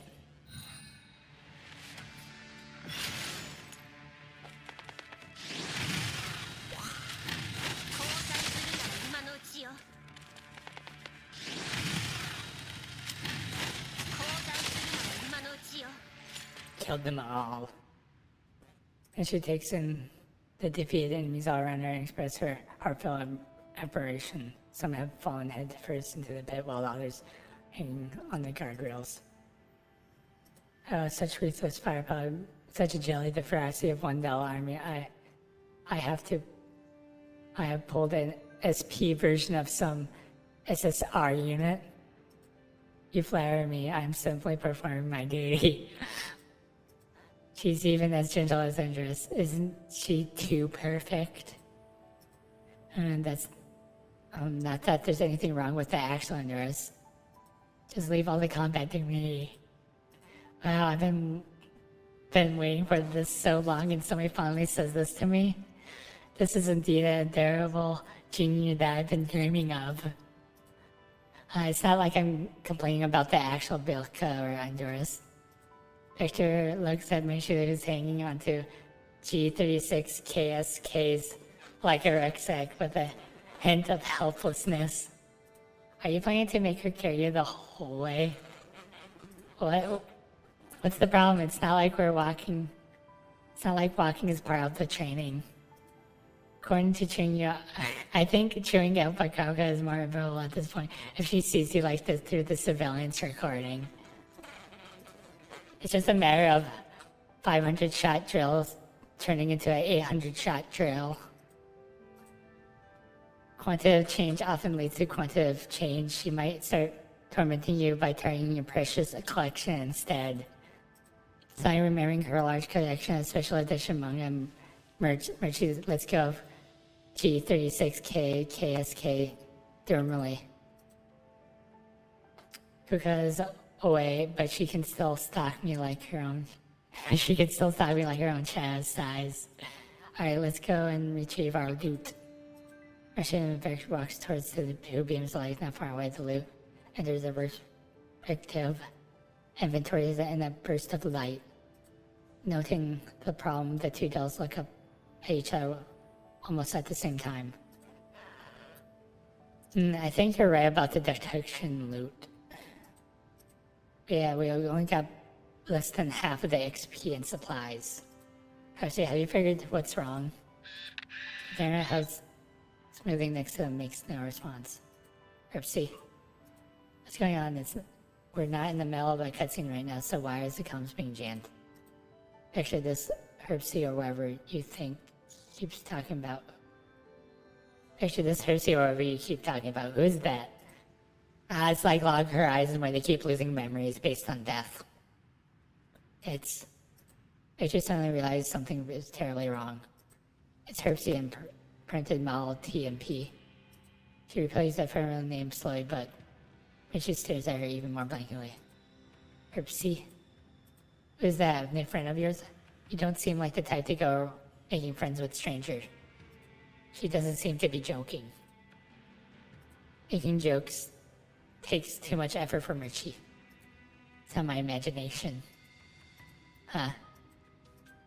It's not my imagination, this feeling that something's missing.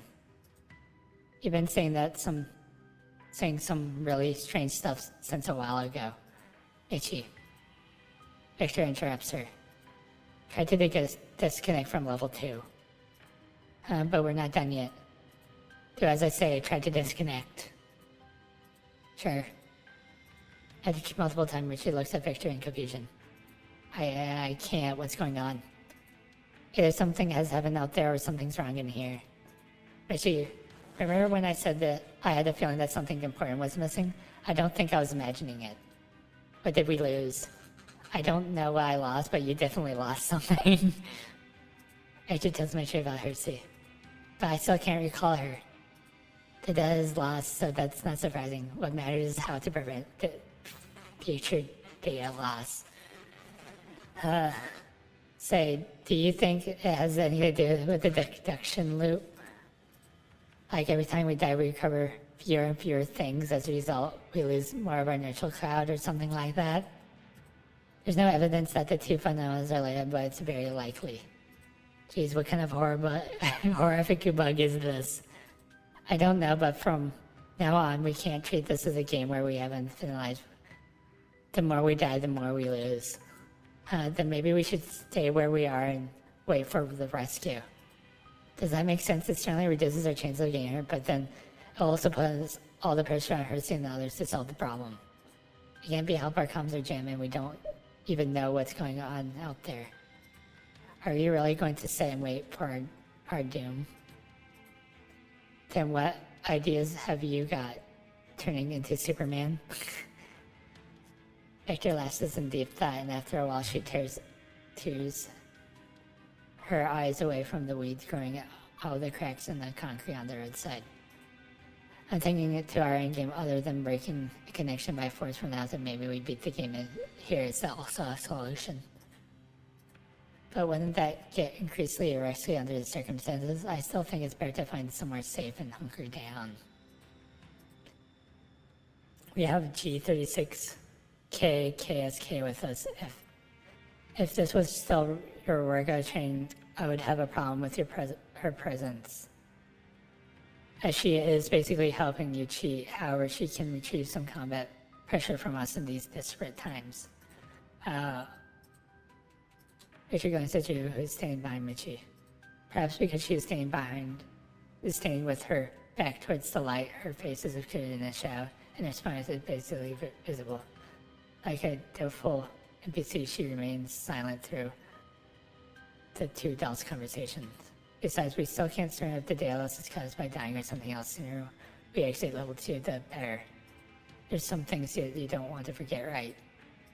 And pursed her lips and tears as her hair tears at her hair in frustration, then lets out a sigh. Alright, I mean to complete the training anyway. Have you talked to me? So I understand instead of the yelling falls pretty unsettling. You prefer Kiko's method? And no way why would you have such a dangerous thoughts? Are you sure you don't? Of course not, you can't be more wrong. Beat the game, yeah, let's go. It'd suck if Kuka deletes all the anime that I've saved at the outpost.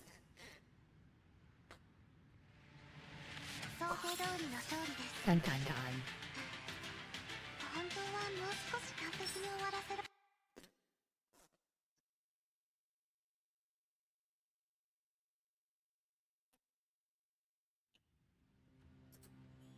The satellite city streets in their memory were at least somewhat orderly, but here, large chunks of broken crystallized pipes are scattered everywhere. Uprooted sidewalk slabs revealed barren yellow sand beneath, and as they walk through, the view looks no different than the yellow zones. We'll reach the research institute once we cross the district. It looks like if Ultraman and some monster had to brawl here. You're quite close to the ground zero. The external crystallized pipe explosion and the high concentration of crystallized radiation attracted so many invaders and the LEDs, so this place practically got razed to the ground. In other words, there could be a lot of enemies lurking around. We can't afford to be careless. That's true, we can deal with anything unexpected better if we proceed in a inverted triangle formation, so I can take the rear. No, you're leading the way front, merging I will cover the rear flanks. Understood. Is she gonna be turning into enemy is what she's thinking? G36K KSK nods. Everyone walks ahead with her weapons held out ready. You seem wary of her. An NPC can accurately analyze the current situation, choose between remaining silent and then talking freely with the players, and can also make tactical suggestions. She's basically a She's basically a fully scintillant doll. Are the support characters in game you play so advanced? Yeah. Virtually. Yeah, I was thinking she was making that case that the AI is acting suspicious. They could be, but I don't really remember. You mustn't let your guard down around her because of her strong resemblance to Andress. Besides, she is completely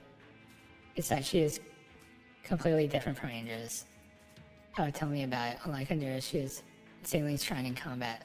Though it would be so much easier to tell her apart if a person who is significantly different from the real deal, just like Richie and that number 90. I've been meaning to ask, is this Richie my teammate?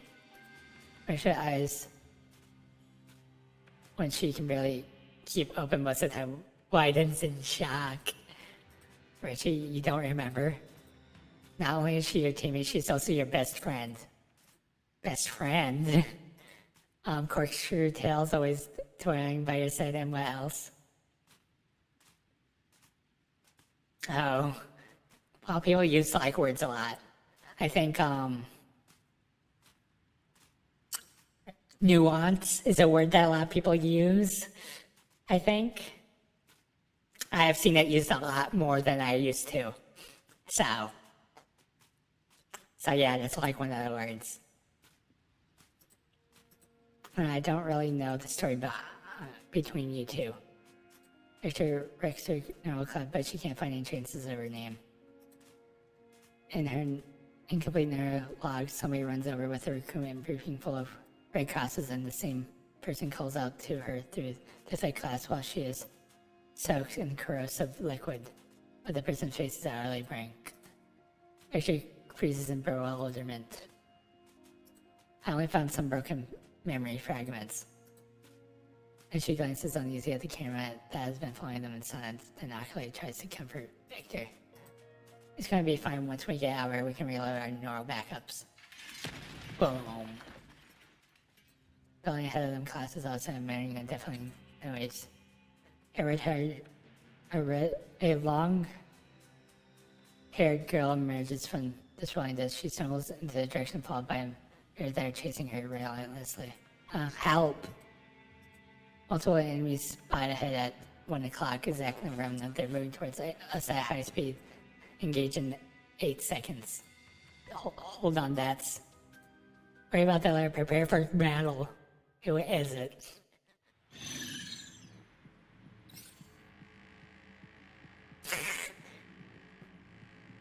That is a question in need.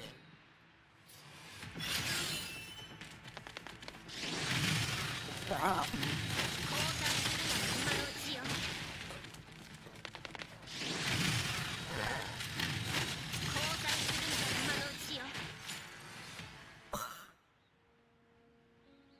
It's alright now, there's no more invaders.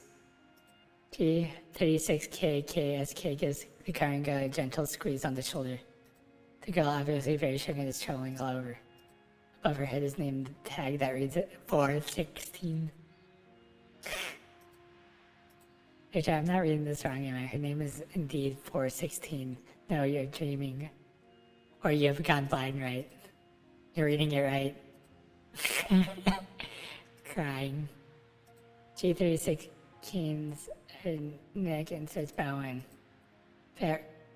Tears roll down her eyes. Her usually cold and hated face now looks most pitiful. Send you a video and there's a new waifu. I know it's not the real deal, but it sure is impactful. I don't expect we'll run into another new NPC so close to our research institute. The two dolls walk up to 416, who suddenly jumps to her feet and grabs Michi. Wow! I almost forgot my sister. Please save my sister, I beg you. What sister? Oh, my arm is going to fall off. Over there, follow me. 416, let's go. Machine runs back to the direction she came from. Jeez, her personality is different, alright, but she still got the same monster strength.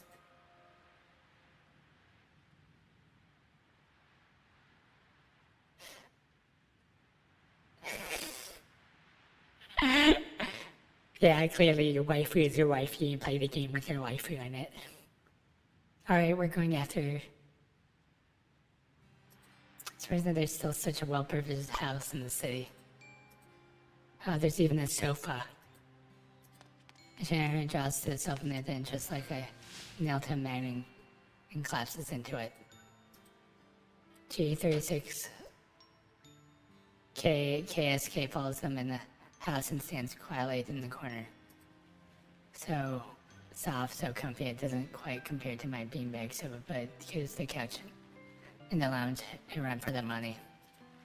Come, Victor, savor this hard-earned moment of tender-eyed coziness. No thanks, get up, we got stuff to do. If you mean the cutscene, you handle it. I'm very sleepy, let me see. Geez, she can go to sleep even on level 2.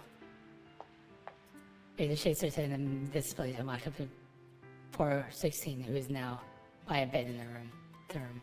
She has to admit that calm and quiet atmosphere here is quite relaxing. She decides not to bother waking Michi.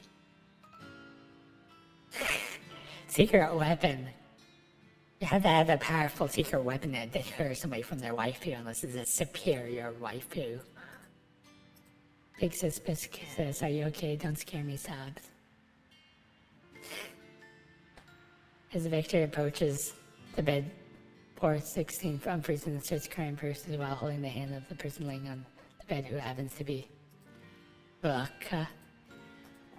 The one laying on the bed, her eyes closed and her face filled more than the other Baka, but the name above her reads GRG28. Hearing G16's voice, she musters her strength and opens her eyes just a crack. Big says, you're badly injured. I tried to find you some medicine in the research institute, but ran into invaders. These people saved me. You don't talk, Big Sis. Excuse me, do you have any medicine with you? The wiry green eyes turn to Victor, and she suddenly understands how much she feels. Impactful indeed. Other G36 guard taps her watch and gives her a healing potion. Thank goodness, Big Sis, you have medicine. I'll give you some right away. Thank goodness, Big Sis, they have medicine. I'll give you some right away. Tries to give prop of GRG28 up in the bed, but she may aggravate her once as GRG28 starts coughing violently. Cough, cough, cough, cough, cough. Big sis, are you alright? It's like so noisy, what's going on? And she sits up on the sofa and rubs her eyes. She looks over at the bed. Isn't that Baka? She rubs her eyes again. Kuka is holding Baka in their arms. They're both NPCs. I know, but Kuka is bowing while clinging to Baka. No way, I don't care if it's real or not. I've captured absolute masterpiece. Where's my terminal? And pats herself down frankly, but she remembers she's on level 2. She taps her watch. There's a screen cap and recording feature. 416 dresses was moved lightly into RT finally directs her attention to Vector. Oh yeah, sleepy vibes all the time. You have my gratitude. May I know who you are? We are the Guardians. Victor hands out the only option she's given. We are the Guardians. Guardians, you say cough, cough, cough, cough. Vic says, don't get so worked up. I'm fine, I'm okay. Allow me to introduce myself. 416 and I are both researchers at the National Research Institute number 3 laboratory. I was in charge of the project to convert collapsed crystals into collapsed energy. You could say we're both responsible for the crystal pipe explosion. Pixis. I've always known that the crystal energy is not completely clean. Moreover, the safety of the crystal pipes is also very unstable. But we yielded to the authorities. Not only did we not put the stop to the experimentation on the crystallized energy, we even pushed it little by little to the point of no return. Victor requires TMP, whom they have met earlier, and draws the mental connection. Fortunately, we have a remedy. G16 used their own funds to develop a substance that can completely purify the collapsed particles and purification solution. The purification solution, this must be the secret weapon that number 90 talked about. Yeah, it makes sense. We have a stockpile of certain amount of purification solutions in the Institute's laboratory. We just need to put the solution in the diffuser in the Institute's launcher center, and we can purify the city. The problem is the launch center was destroyed and the automatic security system within the Institute was activated, so we can't get through. However, the Lieutenant crystallized airbase is the northwest corner of the city. There's a helicopter there with diffusion device installed on its tail. If you lay up with the solution and fly around the city, you'll be able to complete the purification. So map Runeterra crystallized airbase obtained. This is it.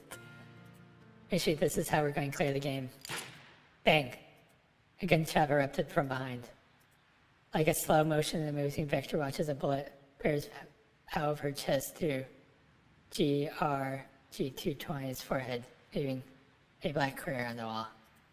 The shot increasing utterly unfazed, she continues to roll out the pre-rin skiff with great emotion despite the bullet hole on the head and continues the gunfire. But Victor no longer could hear what she's saying. She returns around with great difficulty to see the smiling G36K KSK with her gun raised, and Michi, who has flattened herself on the server in terror. Michi, run! Traitor! Victor! Orbs of faint light appear where Victor's head is fallen. Michi knows that they are Victor's trapped items. What is the outside world like? Show me more. Ah, she turned evil. G36 KSK stretches out her hand and the light falls on her hand like a bird returning to their nest. The moment the figure emerges in the light begins to transfer low below. Andra's face is calm and severe as ever, but the color of the hair has been by her ears started fading. Her body also drops like melted wax, and then it looks almost as a pair of visible hands gently lifting up her and resculpting her. After the light has faded, she appears before Michi like a patchwork photo with all the colors and characteristics of different 404 members. How about this? Is this a new waifu? How about this? This is what you want, right? So yeah.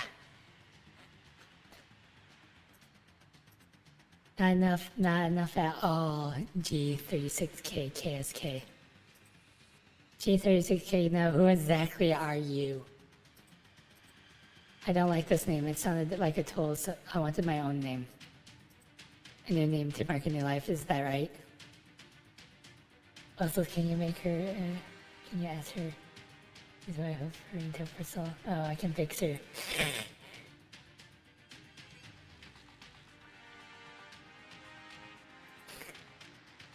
Who the hell are you? That's right, your name is Michi. Michi means stream, huh? Yeah, fixable indeed. A certain smell crafts around that unkind patchwork face. I was born out of your memories, your dreams. You can call me a Koshmar. 想定通りの勝利です。 Dun dun dun. 本当はもう少し完璧に終わらせられたはずなんだ。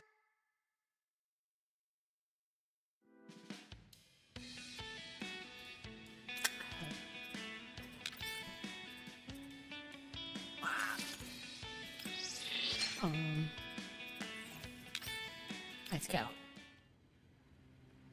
Remotely controlling the terminal in the training room, Dare checks the code of the module and plug row by row. Hershey also nervously keeping her eyes glued to the terminal screen, not daring to relax at all. Meanwhile, Richie and Walra are keeping close eye on the situation at level 2 at the surveillance monitor. What should we do if Vivi doesn't remember me anymore?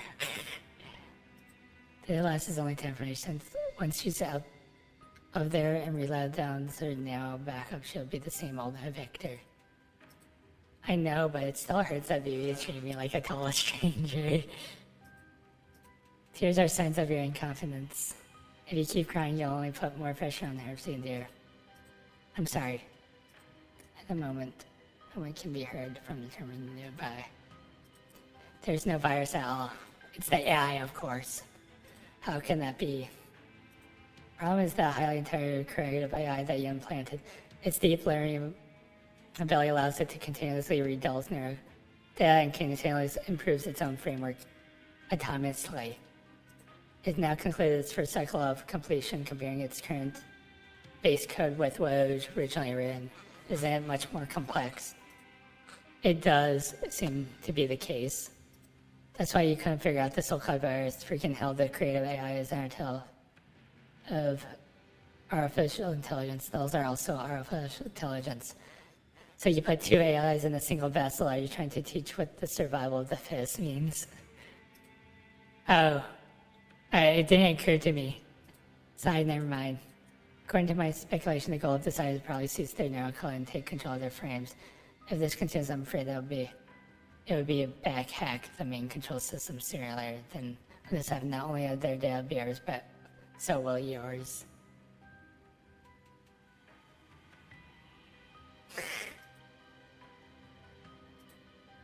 It's just pathetically unsuperior. Now that we know that we're dealing with, we have to launch an EW attack to wrestle the control back from her. And Bob's your uncle. Sorry, it's not that simple. This arrow has already merged with Mitchie and Virtue's. There's no cloud to a certain extent by sieging their neural data. If we manage to wrestle the control back from her, and so the AI's data will be stuck around in their neural clouds. If we don't do anything, don't do a thorough job of getting rid of the AI, would basically be they'll be basically walking time bombs. Potato chip, potato chip. Is there no other way? Their ponders in silence for a while on screen. There is a way, but it's incredibly risky. I can make the decision alone. I can't make the decision alone. The door slides over with a whoosh followed by a set of angry footsteps, followed by Kuga eyeing the floorboards that she was just stomping over with concern. Kuga, come here, where are you? We are gone for a few hours and you're recreative, gigantic mess for us to come back to. Her eyes swept fury over everyone's presence before finally setting on Dare's on the screen. Situation, stop wasting time. Alright, here's the situation. Meanwhile, on level 2. If I respawn at the same point, doesn't bear our side staring at Victor in the phone booth. She takes her input and says all the empty slots in her pitiful amount of ammo. I'll get swarmed the moment I step outside. I won't be able to save even myself, let alone Mitchie. On my own, I'm really utterly useless. She doesn't seem to have a brain. Tin's given fire erupts from Victor's mirror. She watches as they bear outside are shot in the head one by one. The area around the phone booth is cleared in no time. Richie, Vivi, are you alright? Sorry it took us so long to get here. A girl with corkscrew twin tails throws herself at the door phone booth, scaring Victor by squishing her face right up against the glass. You arrived right on time. We arrived right on time. Good thing you haven't lost the ability to make sound vision. I'm glad you didn't rush out to take these pages and let them give you a thorough beat down. It's safe now, come out. You. With a frown, Victor opens the door next to the phone, but she dodges Richard's flying tackle and makes her way over to Hipsy as he rails her hands viciously. Victor, are you okay? You seem to be the real Hipsy. How did you get in here? BB. Ignoring me, it looks like our almighty team leader has lost her memory of more than one team memory. You're right, I can't bring up any day regarding the two of you in my neural cloud. You don't remember well ever? Never mind, we're here precisely to resolve this problem. Wilbur looks at Hipsy while standing next to Victor with a nod. Hipsy tells Victor everything in the self-remember. So there are reference to defeat the AI, we must take what she drops and recovers the data I've lost. At the same time, I must clear the game to put the end of the cycle of dying and respawning correct. That's it. There has already obtained the certain permissions that will let us, by using cheat codes, the limit on the sandbar has been removed. This is way too risky. It would be such a big deal if it was just me and Mitchie, but now you're putting yourselves in danger too. Yeah, how could you say that? What do you mean it wouldn't be such a big deal if it was just you and Mitchie? You're a very important companion, our the leader of us, Team B. That's right, us. Without you, it wouldn't be us anymore. You. Rachel looks at Richie and finds herself speechless. I really don't have any memories of what you're saying. That's okay, so I'll help you recover it. I don't recall anything at the moment, but I have a feeling. You must be someone whom I've known very well.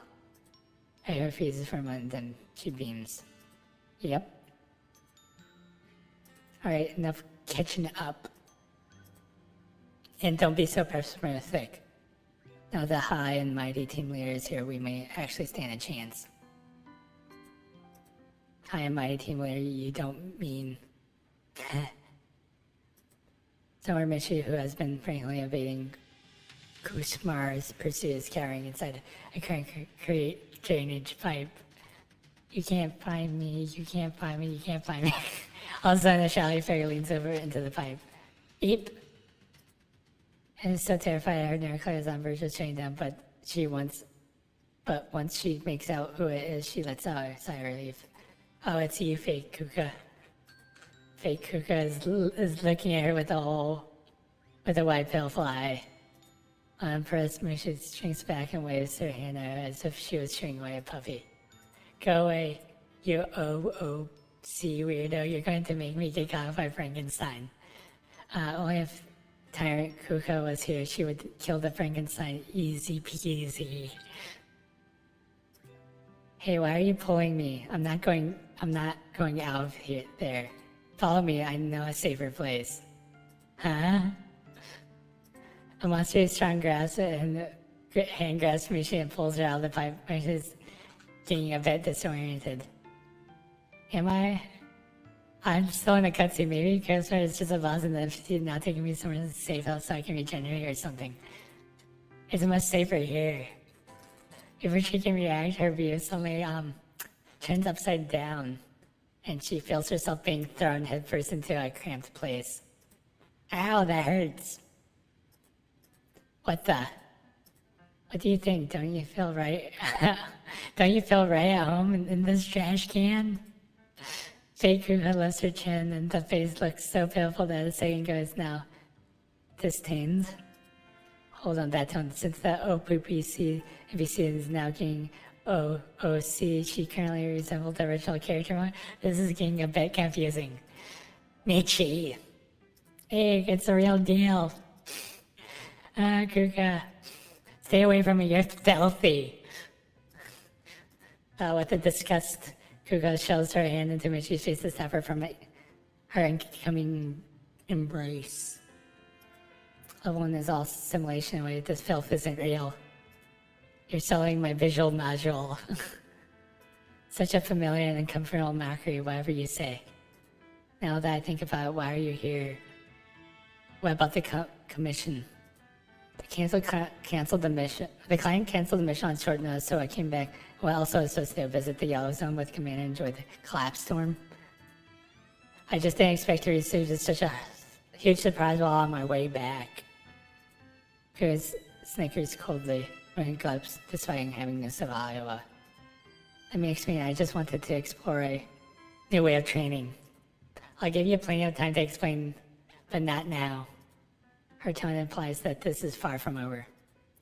We'll take care of this distasteful Frankenstein first. I won't let that chimera of an AI take your really dumb neurocut even dumber and give you an excuse for your future dumb shenanigans.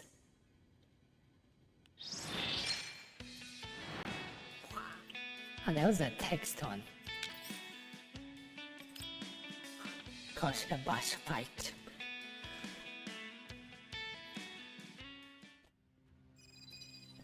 Is this communicator secure? There's so you set up an encrypted content that AI won't be able to tap, so it should be secure. Oh, it's connected, Mission. Can you hear? If you had called me later, I would have counted you out. See you at the save point. Put someone with fully functional lingual medical on the line. As it probably shoves the communicator in Victor's hands. Kuka, it's me, Victor. Let's cut straight to the chase. Have they briefed you on the situation? Yes, I'm on cop. Let me the AI recover our neutral cloud, clear the game, and end the cycle. It's critical that you follow the exact order. If you clear the game first, you won't be able to get back any of the stolen data. I suggest you obtain the purification solution first so you can clear the game right after killing the AI, thus minimizing the time between the two steps and reducing the risk of having the planner derailed. Understood. Boom.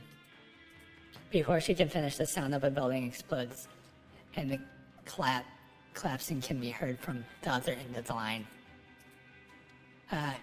Kuka, Kuzmak's coming. Why are you screaming your head off? Is your gun a prop? Kuzmar. The Frankenstein gave herself a name, Nimi. That means nightmare. What a joke. I'm going to turn this into her nightmare. Pierce gun fire bursts from the communicator, and along with piercing and anguish screams, the voice sounds somewhat familiar. Don't just stand here, run. How are things on your end? Frankenstein keeps coming after us. Need us to come back you up. Did you not understand what I said? Victor, take your team B and get your hands on the purification solution. Misha and I will keep Kushmir busy. Kuka, the invaders ahead. Jump and shoot. Victor. Understand, I'll be sure to complete the mission. A three-dimensional image of the Research Institute building is displayed on the screen of Victor's watch. According to the topographic map and intelligence provided by the Institute, security protocol has been fully activated, but more than 75% of the building is damaged, so there's plenty of poorly defended openings. The west garage where we are right now is one of them. Have you got any entry points? I have planned 3 routes based on the distance, time, and number of enemies we will encounter. I personally recommend Route C, which is going along the outer edge of the western corner to the exterior of the Zone Z, where there's a gap where the wall was blasted open. But after entering Zone Z from the gap, we turned right and traveled 200 meters, at what point we came across a air raid passage that goes all the way down. We followed the air raid passage all the way down to level G10, crawling through the ventilation duct where there's a 5th window, and we arrived right above the laboratory where the solution is stored. That's the reason for choosing this route.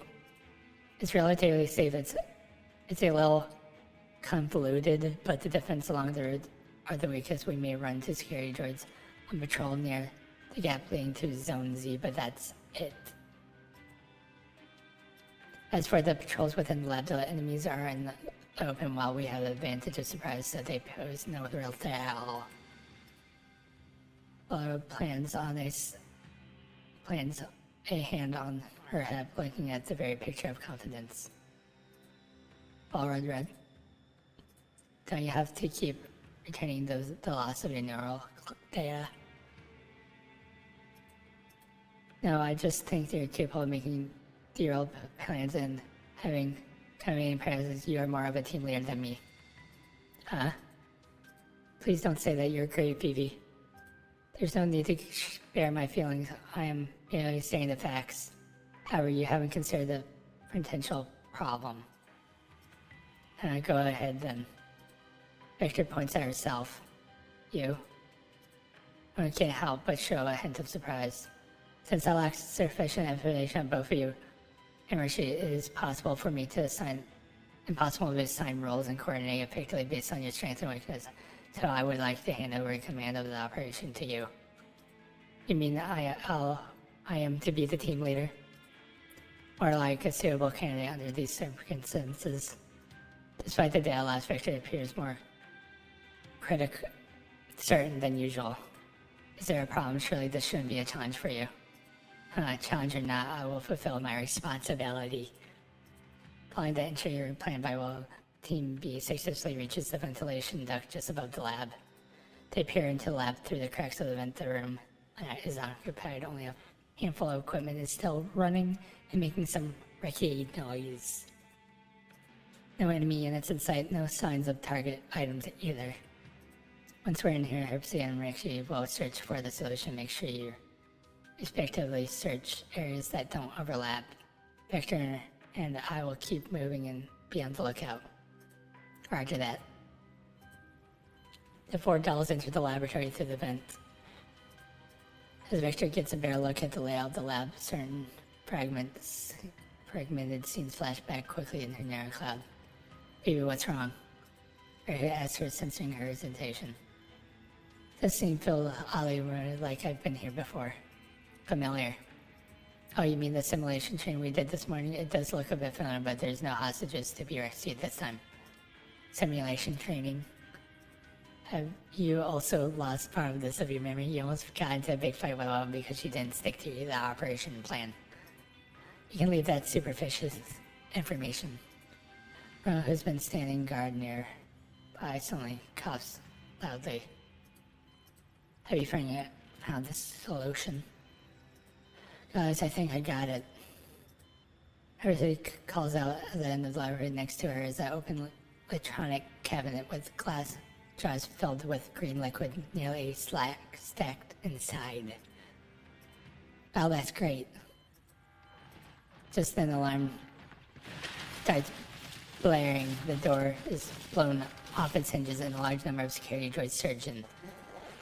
And the target spotted. They spot us, find cover. The group takes cover behind a large piece of equipment as bullets rain down, as terminal force slamming into the machine with deafening roar. Seizing the group when the enemies are reloading, Will appears from behind the cover with her riot shield. However, only a few shots, she's forced back onto her hail bullets. Damn it, the enemies in the game can actually share information with each other. Pushing enemies give her no time to finish her sentence. Other than Jesus, who is particularly certain that all the three dolls desperately fight to keep the enemies contained within the barricade. So to these dolls, if we draw their fire, can you guys make a run to the vents? No, that would be certain death for you. Quite frankly, you're alone. Won't be able to solve them long enough for us to make it safely to the vent. How do you Skeletor? How do you... Then think of another way. We can't do this all day. Our only chance is clear a pathway grenade and then charge to the main entrance. The way in when head suddenly gone, she looks up Victor as her grabbed her right shield and charged out of cover. Yeah, well, like...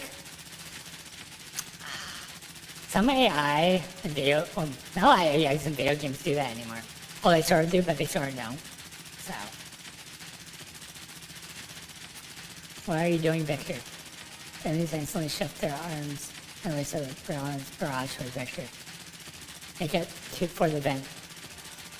Just make sure you get the solution out here. If you don't see us after more than 10 minutes, get into the air base on your own. One grabs a discarded metal plate from the ground and holds out in front of her. Then what about you? It's just a game, dying once is no big deal. Then she sprinted toward Victor without saying thought. Why do you act without permission? I'm the team leader here. Boom! Suddenly the explosion drowns out all the other sounds. Several culture tanks and light tires shot around and picks anymore. Turns out incubation fluid started knocking over every security droid. That's the thing though, living is living, right? So yeah. Walrus loses her footing and nearly falls, but Victor, who's anticipated the kitchen firmly. Go! From the corner of her eyes where nods, shoots Richard already climbing into the ventilation deck without hesitating. Victor grabs her out of her hand and pulls her towards the exit of the lab. So you actually had a plan? Sorry, I knew it was risky, but it was a opportunity that I had to seize. No, I should have been the one to apologize. You understand what I mean when you have your dad back.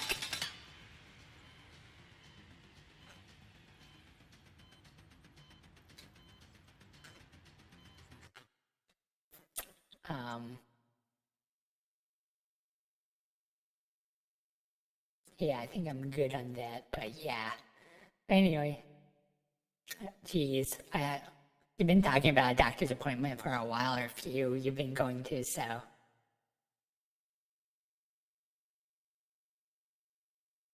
Oh yeah, sleeping at the end is always nice. So.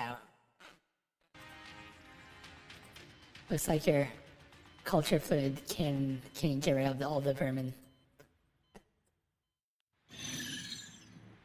Well, combat.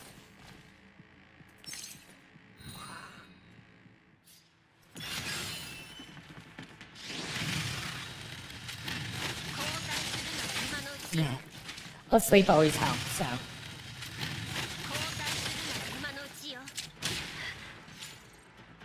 Oh, I'm dead. She didn't do anything.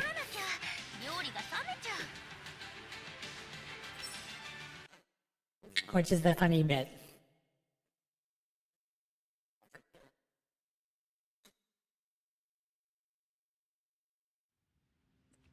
Having successfully acquired the purification fluid and withdrawing from the research institute, Team B is now moving towards the northeastern corner of the Runeterra Crucius under the cover of night as quickly as they can. Can you contact Michigan Kuka? Com channel is still online, but nobody is answering. Keep the line open. Okay. As he sends another comms request. Unlike before, when her requests were met with nothing but a long, tenuous dial tone, the calls answered almost instantly. This heresy, we secured the purification facilities and we're heading towards the routine Crucius airbase. Purification solution. Ah. Yeah.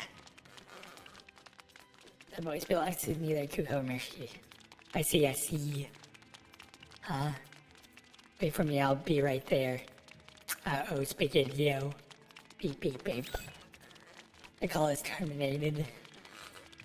As she looks over at Victor in alarm. That was neither Kuko or Mershi, it could only be Kushmar. The Michigan crew must be in big trouble. It's pretty obvious from the call that Kushmar is on the way to us. Even Kuka can't be here, so what chances do we? Calm down, worst case scenario, she defeated Kuka Nishi. But as long as we haven't cleared the game, the respawn cycle, and once they respawn, they will come back to us. So don't worry too much about it then.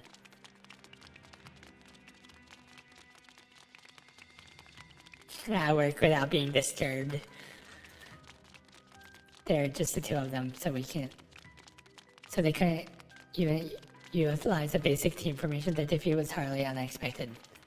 Now that we're all here, as long as we stay on our toes, defeat Kushmar is entirely impossible. Besides, that's just the worst case scenario. What if things went better than what we're assuming? That, as I've mentioned, actually created your paranoia. So, say maybe you should start. Maybe you should stay like this. Victor shakes her head. Whether it does me good or not, I need to recover all my memories of you. I don't want to misplace any of it.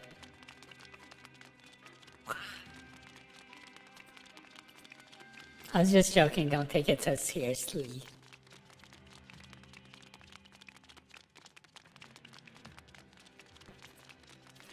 Why is there such a integral sense of repertoire between the two of you? What happened between you two?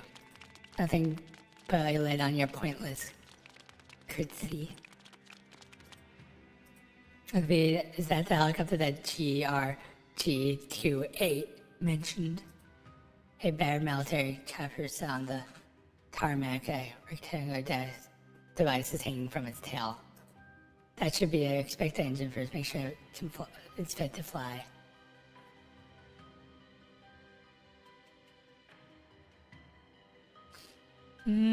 Y'all experience love when it hits ya. That's all I gotta say. So. That's all I say. You'll know when it hits ya. So.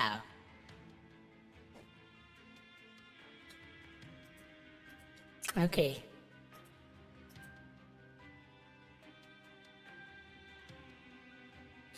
You just need to get close to an NPC enough to unlock their romance dialogue. Then that's all you have to do, right?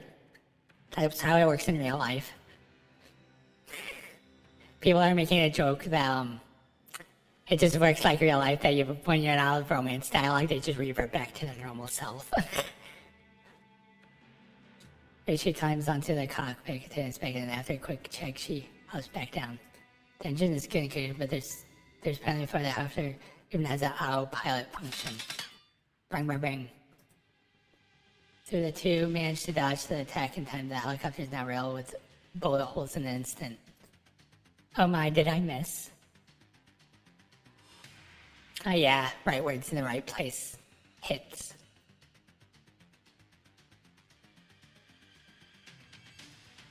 Oh yeah. Well, that's also could be dependent. The girl hovering mid-air lowers her guns in their hands, but the 7 guns flung around her remains trained on Victor and Richie. How can she cover so guns at once? Hang on, she is holding my PP-90. Next time I'll take better aim, okay? Give me all your data, please. That way I'll be complete. Her voice is definitely that of a young girl, yet in the light and her with all the her tinged with mockery. Victor stares at her for a while and she lets out a chuckle. Ah, nice. I need to learn how to cook. I think my cooking has been okay. So, why are you laughing? No wonder Cuckoo called you a Frankenstein. Frankenstein? Your parents' weapons, everything about you stems from Michi and my neurocloud on the A of us. Victor shows no fear of her weapon. She places before it with a debut ease. Still hovering midair, Cuckoo follows Victor's movement and then turns her body slowly. Even if you read our neurocloud and see star frames, you'll never be perceived as a complete doll or a new Kushmir. You're just a alignment of our patchwork parts. You don't even actually exist, alone have the ability to be complete.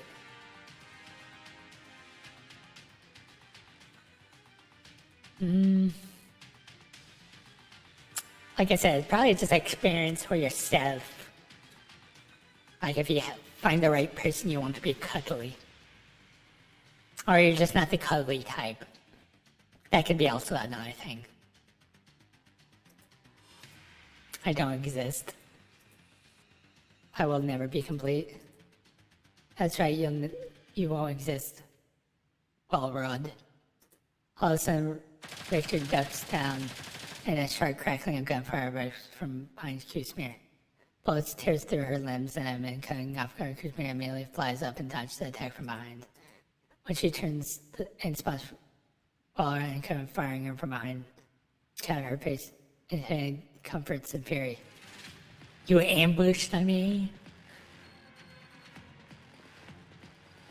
Ah, nice, nice.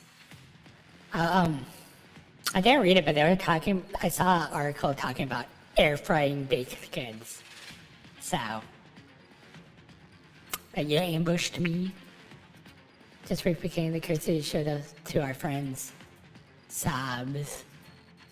I want to have my own brain like the rest of you. I want to experience the outside world.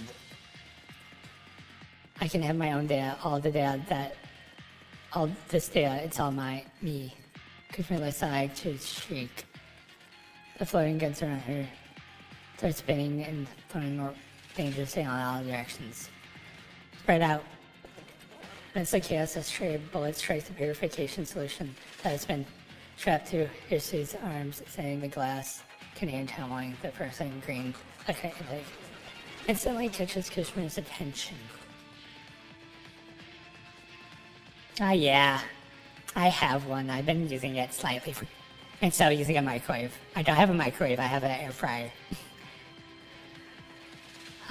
I think the only inconvenience of that is it's better to microwave rice. So instead of like frying leftover rice. So yeah. The purification solution. She holds her reckless barrage and aims her gun at the container. Oh no. And lunges the shield at the container, but Kuzmir has already pulled the trigger and the bullet straight towards Victor's head. BB, look out. The loud noise is followed by a dreadful silence. Victor opens her eyes. The glass container in her arms is intact, but she hasn't met with the dreaded "you died" text. Then that gunshot. Holy shit, that kind of ultimate kill stealer are you? You managed to hit an airborne bullet. Starting from tomorrow, you're adding 20 more shots to your targeting practice. I was complimenting you, ow! Hearing a familiar voice coming from behind, Victor turns to see Kuka landing gracefully after vaulting over the railing alongside stumbling Michi. BB, are you alright? Oh yeah, I have an oven too, but it's just smaller and not having to like turn on that whole oven type deal is what I'm getting at. So, yeah, I'm fine. Betty grasps the container tightly, her fingers still trembling. If you're okay, then get up right now. The fight isn't over. Ah, yeah. To be fair, I had like a few things I cooked, but they're basically all similar. What the hell is it? That's an interesting enemy.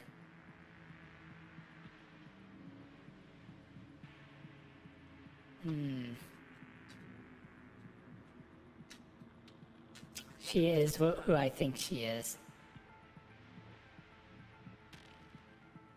It's interesting they don't have a gun that's not in the game yet. Actually, a few of the characters' guns are in the game yet.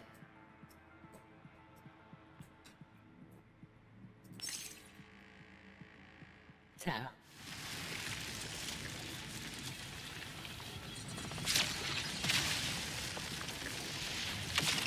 That looks really badass. Ah, nice. I don't have a place for a grill, unfortunately.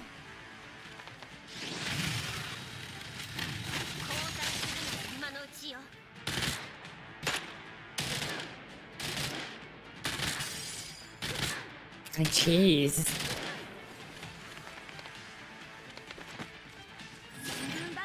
配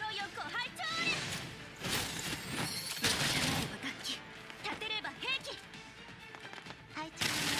射撃準備。 I didn't even kill it with one hit.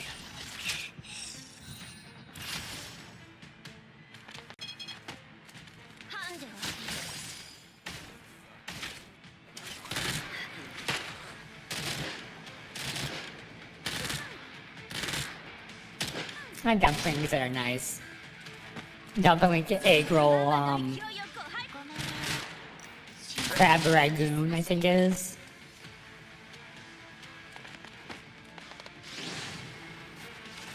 It's like another thing.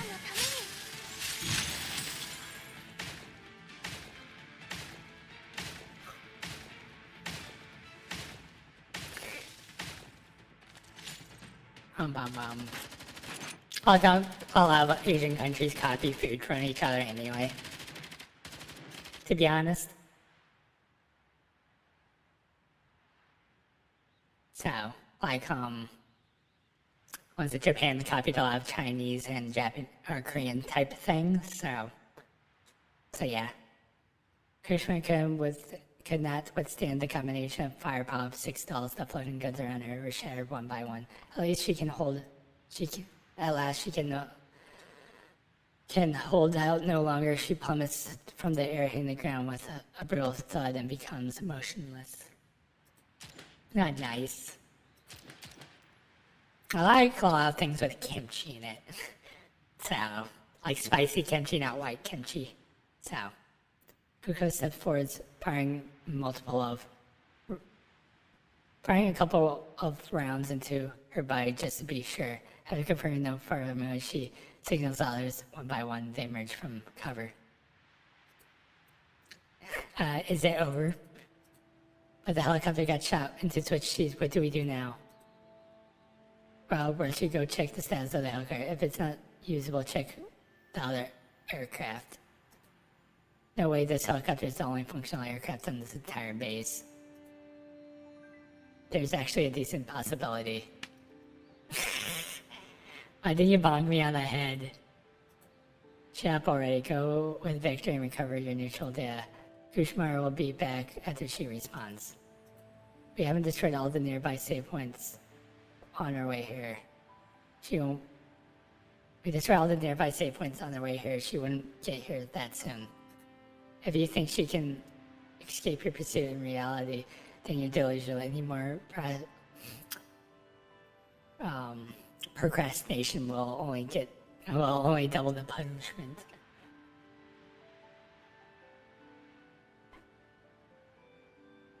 Nice.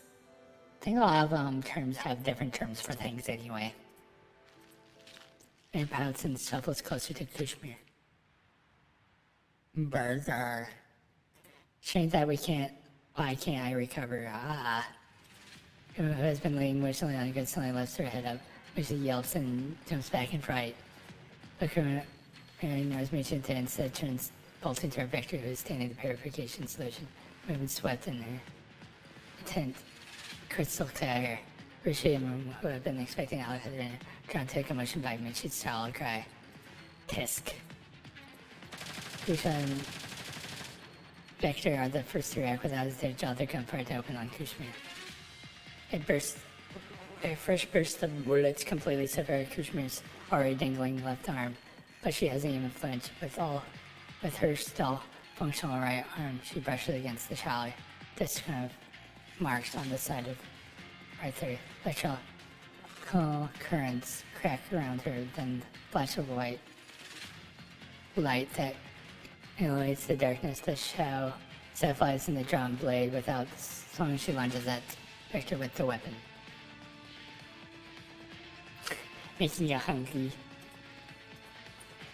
Not fair, it's not fair. I'm stuck here, you're not leaving either.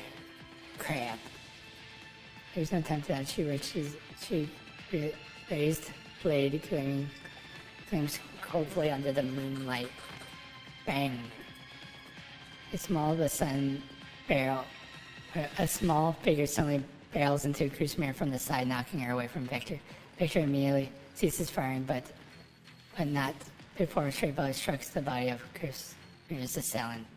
You. Kuzmir takes a clamps down on the doll who's crashing her, and then in the shrill, her blade veers slightly before plunging down with full force. Itchy. Damn it, this was supposed to be a game. Why does it hurt like a bitch? Yeah. I end up eating a lot of chips. It goes like a mirror with its strings cut, with her dissolving into shattered fragments of light. Gosh darn it, the nearest save point is so far away. I guess I'm not coming back. Cough, Victor, I'll be waiting for you in the future. The light completely fades away. Don't just stand there, shoot her to bits. Yeah. Instant noodle with an egg is so good. Snacking. At least they're healthy snacks. And good snacks, I think. I couldn't start when another hell of bullets rain on Kumar. Both tearing through her, rolling her back. That's Kuka gets the final act where Shmur's body gradually breaks into smaller fragments. Ramen always sounds good. Kuzmir's astonished screams fade, and at the same time the fragments of her body begins to glow. Stop! The doll suits their attack. The broken pieces dissolve, unraveling into decorative threads of light that peels away from Kuzmir's remains. The strands unravel faster and faster until wisps of light, lucent blue, surges into the air, forming a vast sea of light above the base. Part of the glowing tide dressed into a distance while the rest rushes towards Vector and flowing into her body. I really like this artwork.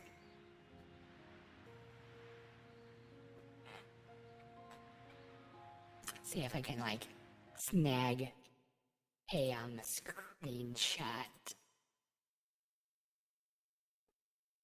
But yeah, this artwork looks pretty nice.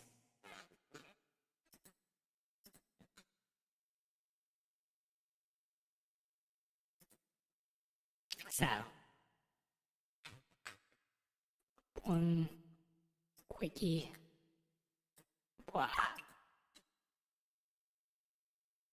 Yeah, I need to start exercising more, to be honest. I keep forgetting to use the exercise bike I bought a while back. Oh yeah, it's lovely. Was I saving these as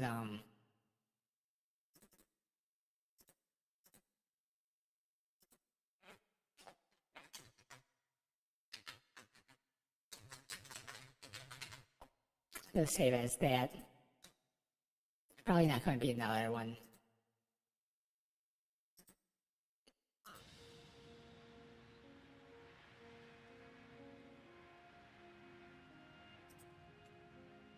And that's her memories, of course. Waves of life fly in Victor's mind. She can't help but bend forward, sinking into her heels.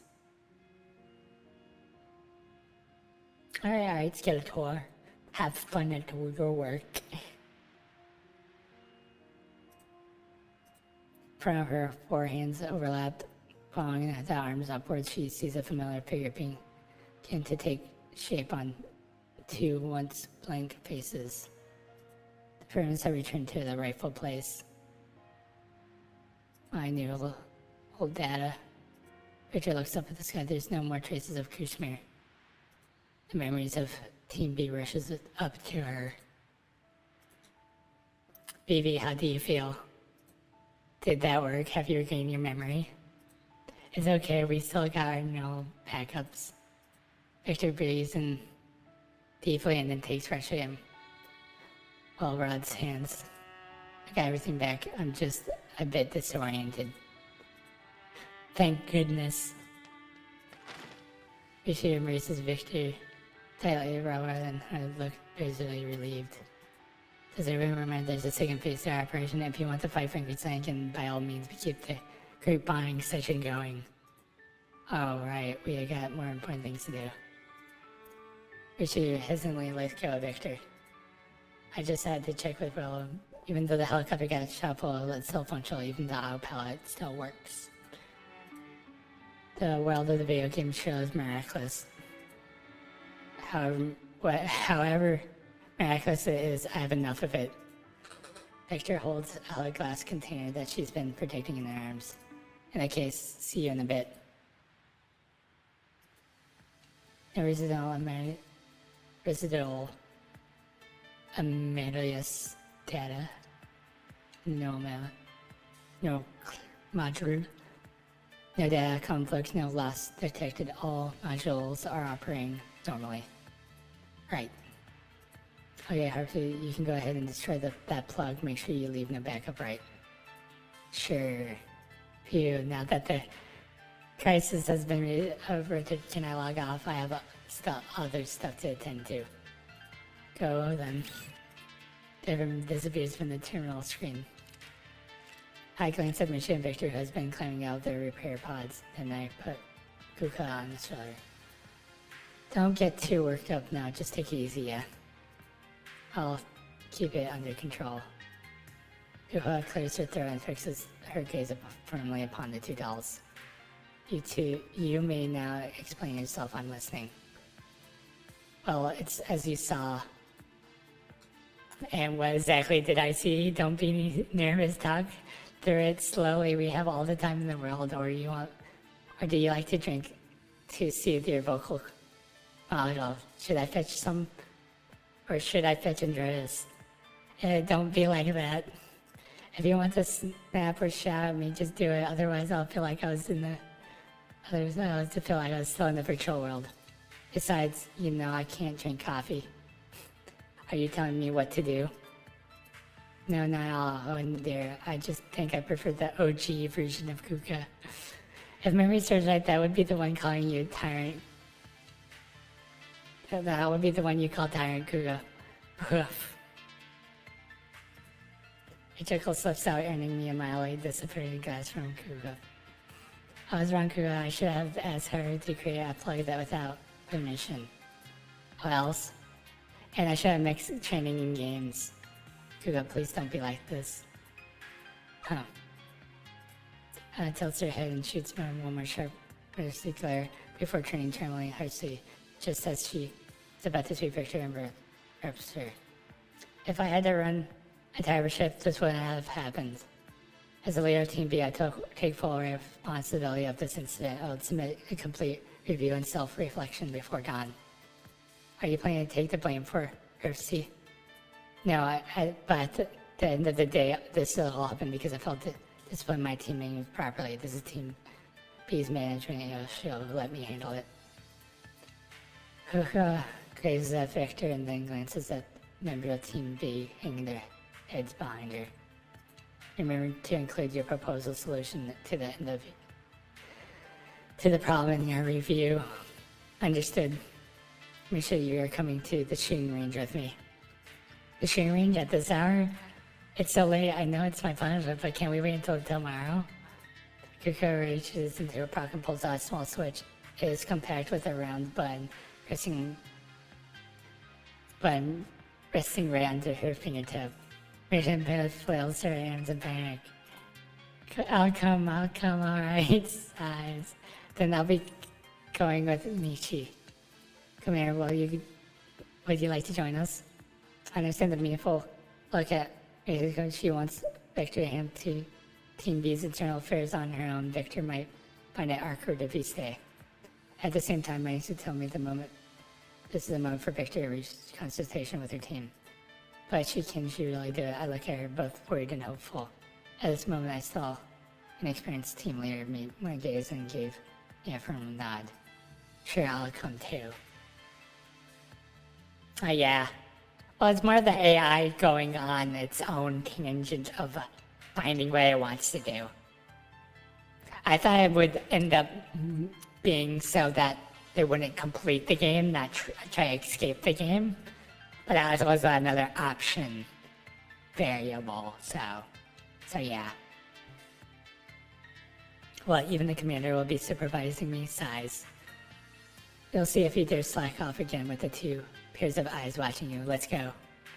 Kuko takes the lead, pulling Mochi out of the door. As I walk past Vector, I give her a reassuring pat on the shoulder. She looks up at me with a silent understanding. The footsteps in the hallway grated into dust, and the remaining members of Team Lead with a collective sigh of relief. I was so scared I didn't speak at all. I'm surprised you scaredy cat. Like you were any better, you were so also staring at your toes, avoiding Kuko's eyes for yourself. I was rinsing my eyes. I was seriously wondering how members of Team A hang out with Kuko on a daily basis. Thank goodness our baby is so much approachable. Thank you, Victor, for stepping in when Kuko was about to just moan. I wouldn't know what to say at all. I wasn't trying to defend you. Huh? Even though I've sensed something wasn't right, I didn't insist on putting a stop to it, and your disregard for roles and protocol is all because I did not set a good example. I must take full responsibility for everything that happened. We didn't disregard. Seeing that Ro intends to argue the point, Victor cuts her off firmly. Disregard is exactly what it is. Victor gaze does not wander this time. She looks well awry and nods without any of her usual moral sense. Well, this is no small matter. Strictly following protocol and abiding by the rules are the foundation of the team's ability to function efficiently. But procedures rules shouldn't be stagnant. Even if they need to be adjusted, the changes should be thoroughly tested, otherwise they'll end up like a chandelier crashing in the middle of the battle, entering the team, or worse, hurting someone. Do you understand that? Well, an awkward sentence fits the room. Again, Victor lets us sigh. But then again, maybe using what happened on Battlefield as an apology isn't very appropriate. In combat, you shouldn't always have the time to react or test the strategy. Sometimes spontaneous action can turn the tail a bit more efficiently than rigidly sticking to a plan. But now that I've been in your position, I realize that when the moment comes, I should rely on my own judgment as well. I shouldn't have came so close to a trivial reaction to a blind desire to score highly, or nor should I have rushed to satisfy my own idea that is the best solution. I'm sorry, Rowan, that was my mistake. The glow there grew still for a second as she took in for Victor's apologetic eyes well slowly speaks. Back at the lab, when you said you suddenly rushed for and shared the culture thing, it was really caught me off guard. Did you ever stop to think whether your pressure could withstand the impact? Do you know what was in those tanks? What if we've been knocked over by like we did? Those questions all hit me at once, but I just had to I just got really mad. And then I thought maybe this is exactly how you felt when you shot down the chandelier. Then we were discussing the simulation training answer. I didn't take your simulating standpoint into consideration. All I cared about was defending my own judgment. As Walrus continues, her face gradually turns red and her face grows a little absent. So you wouldn't have take all the blame, so you honestly? I'm not. Alright, then let's summarize things. Follow the plan. Following the plan is important, but adaptability is just as crucial. But if we all read down our conclusion, I doubt Kuko will accept it. Then what should we do? Maybe we should approach it like this. From now on, during every after action review, we add a solutional thought exercise. Using the battle map from the mission, we analyze and discuss the potential unexpected action that each team member might take. But we don't always encounter the same scenarios. The goal of this exercise isn't to reserve specific scenarios, but develop a better understanding of each other's tendencies in combat. That way, when somebody takes an action suddenly on the field, we wouldn't waste valuable time surprised or worse, let emotion get away. We just control the ever-changing battlefield. So we all have to learn to adapt. Oh, I see. After all, we're on the battlefield, our priorities wait for no one. Seeing the amusement in Victor's eye raises an eyebrow. I think this is adorable, and your paranoia of well is not entirely baseless. I think it's worth a try. Once my proposal solution gets approved, we can also begin our new training session. But before that, Hersey. Obvious. Having her name somebody called Audrey and her cat is shock. Seconds try up. You are also required to write a self-reflection. For my due to lack of proper respect for rules and protocols along with poor concern now, everyone including myself will conduct a full revision of 404's Code of Conduct. I expect everyone to review and report the previous training sessions in my outbooks by dawn. Am I understood? Yes. Looking at now motivated table look, Victor looks at us so I have relief. I suppose I did the right thing. My teammate and I have found a consensus commanding. Yes, we'll see how it goes.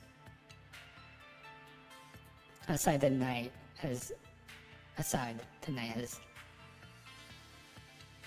deepened, but the lights in the Alma raises remain bright, just like every other night. Team B spends hard at work. And yet today feels different. The mission cuts short, but Oka returns to her room after signing off, and she flops onto the bed with disappointment sigh. Staring at the photo of Kuka stuck at the ceiling, she puffs her cheeks in frustration. What's with that client? I was supposed to have 72 hours of uninterrupted time with Big Sis Kuka. Now we're back at base and she's ran out to hang out with Michi again. Kuka spends a few half-hearted punches at the training bag where she pictures a picture of Michi's tape. And Michi's the bigger obstacle of my bond with Big Sis. Beep beep beep. There's no location on the terminal. Who's sending a picture of... Who's sending me a message at this hour? This is a photo of and Bale cup on screen. Two figures can see and learn closer to each other. Not anyone it's her Mich Kuka. Alright, South Pacific, I had a good one. Well, I had no idea this is Big Sis Kuka. It looks so cute making this face. Mira presses and replies. Presses the reply button again and again, watching the cup over and over complete as it takes her all to even remember to check who's the center name. The center is Michi. What does this mean? What does she mean by this? She hesitated to briefly, but the moment her eyes laid on the video again, she can't help but giggle. Who cares? Just for today, you can be a witness to the love and friendship between Big Sis Kuka and me, Michi. 作戦完了っと。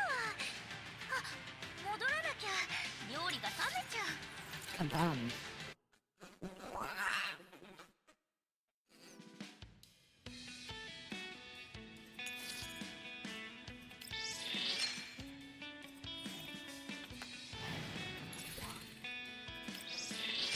One cyborg shot.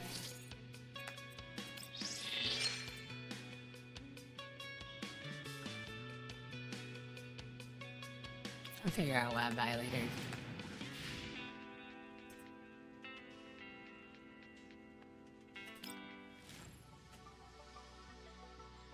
One. How much do I need for? Keep rolling. I'll look out sooner or later, right? I know gotcha luck. Slightly. Ah, that's nice.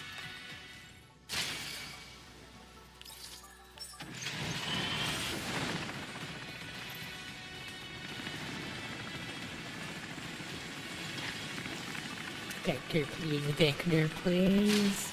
No.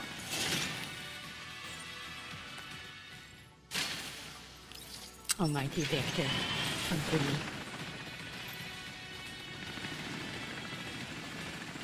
Victor. Victor? No.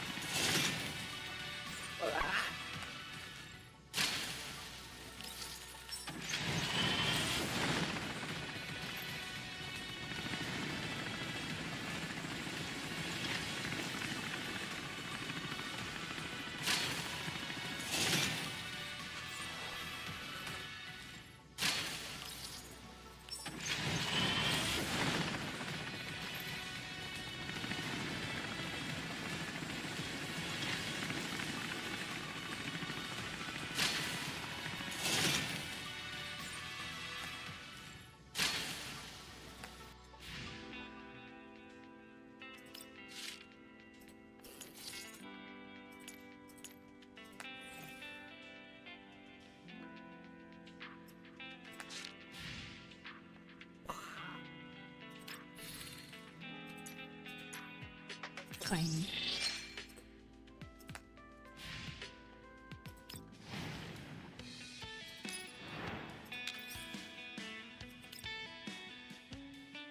Time for the easy peasy bit.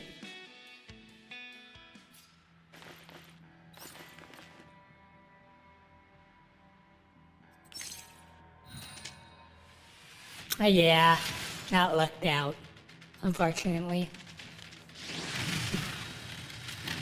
To be fair, I got Michi on like my last few rolls, so I'm not solely not sort of not surprised, but it'd still be nice to get her.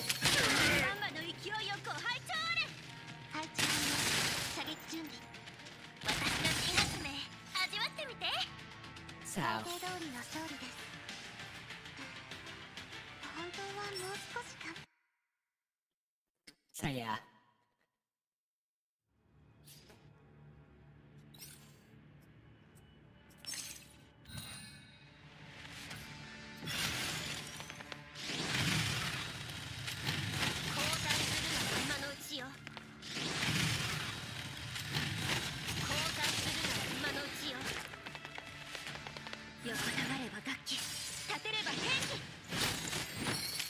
So yeah.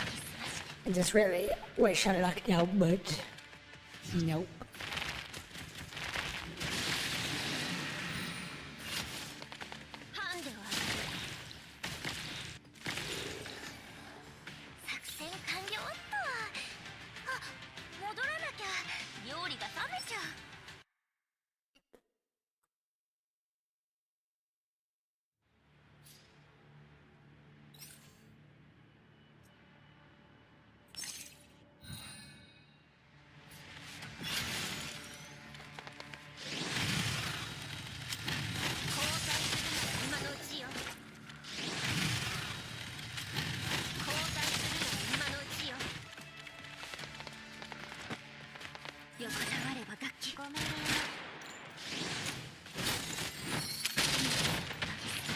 Ah, no. How dare it stop here? I can't have it stop here, right?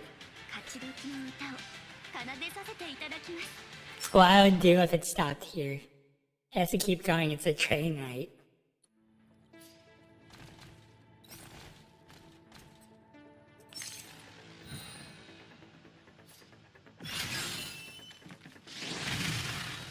So yeah.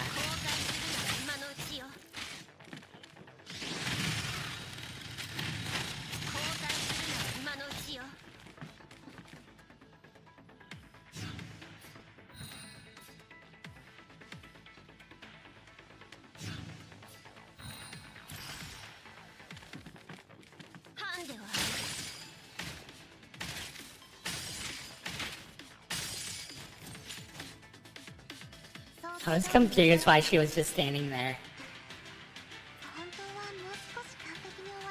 I was maybe I had to wait for enemies to respawn, but the audio like makes the angle funny.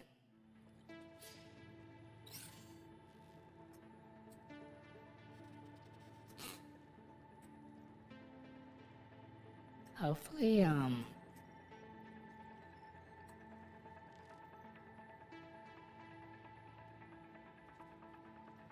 it's highly concerned on their ability to take out the enemy.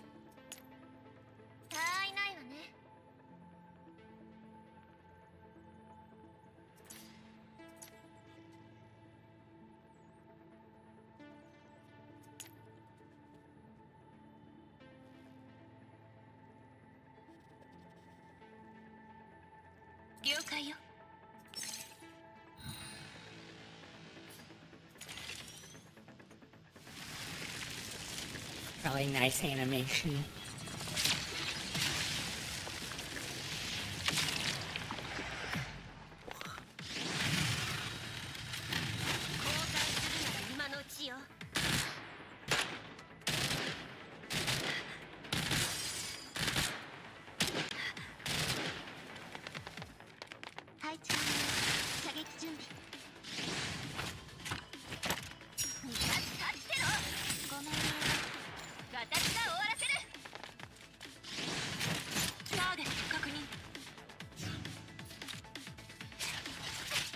Yeah, clearly. Just your type.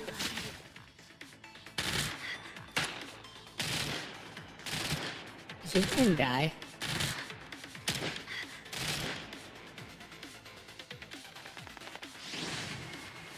Okay, I was about to say.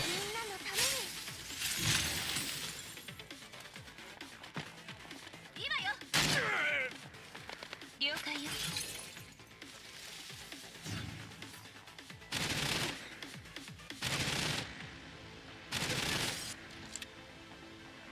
I might need a different team. どこを見てるんですか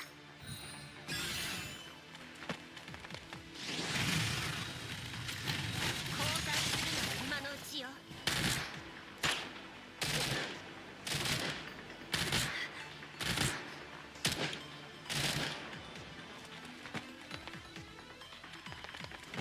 戦うことは私の使命ですご命令を私が終わらせる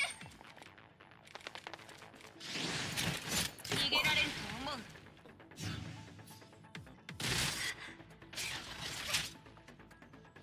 どこを見てるんですかハンデをあげる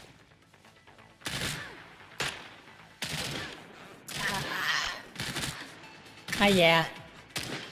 She was getting pummeled.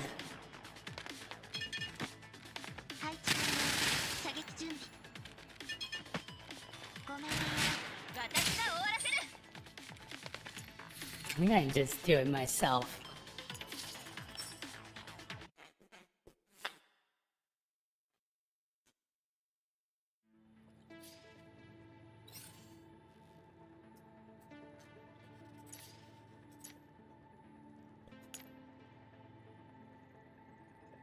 Okay. 耳を澄ましてターゲット確認 I think I need AoE anyway. おじけついたな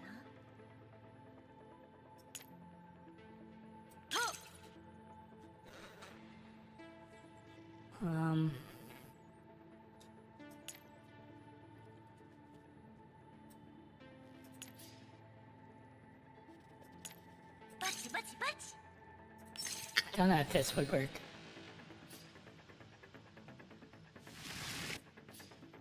こうですか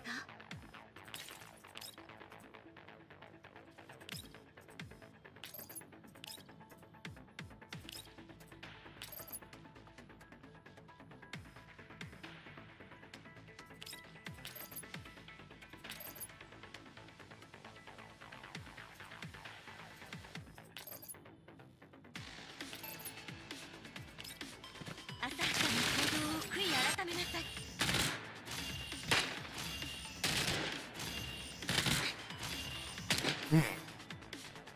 Clearly. 訓練の成果ね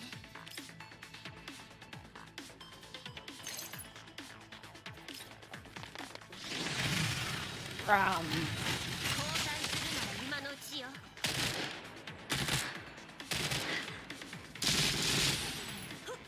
Maybe that was the right choice.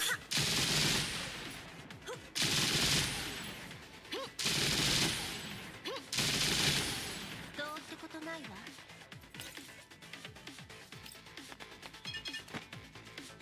その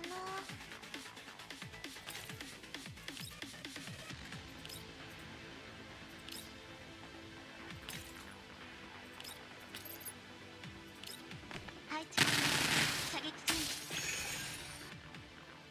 備 She's like an AI that basically copied, what would you say? The memories of the other characters. 新発明味わってみて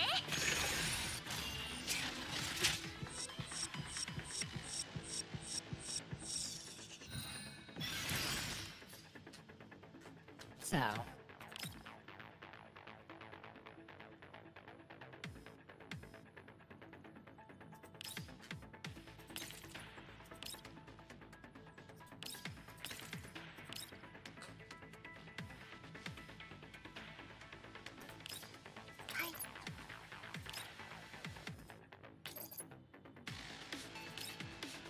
So yeah, That's why she has all the guns. They're all the characters' guns that they know of.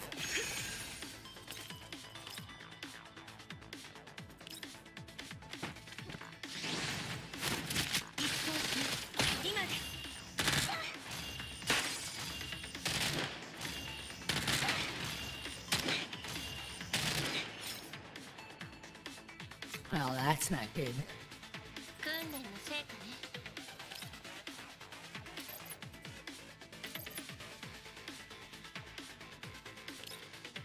ハンデをあげる。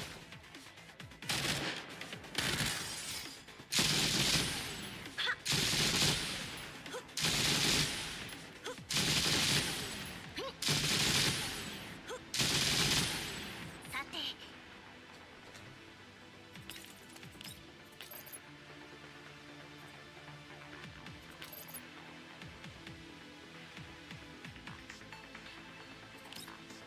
改造の成果を見せるよ。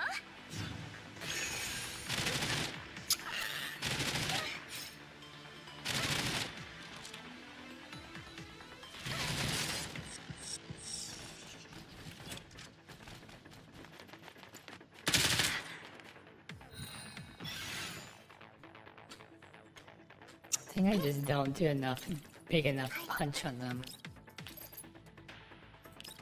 戦うことは私の使命です。覚醒するよ。了解。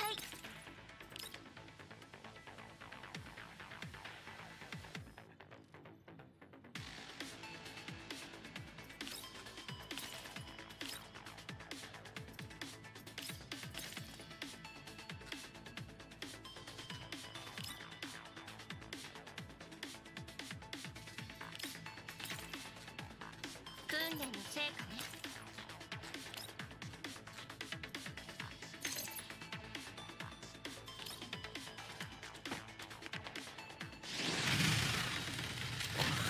交代するなら今のうちよ。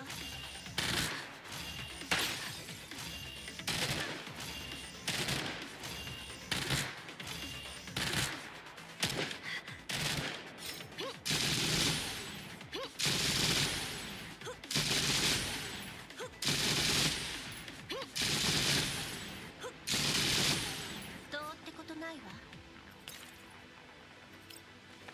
それ。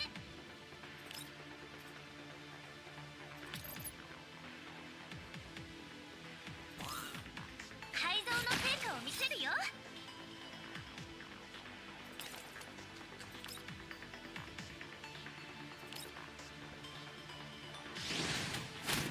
一斉に削除します。どこを見てるんですか？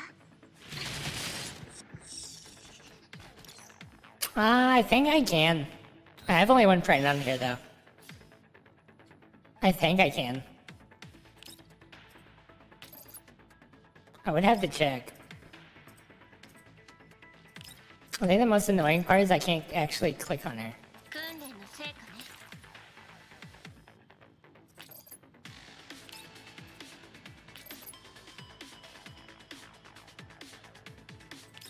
はい。戦うことは I just had to double check is all. 覚醒するよ。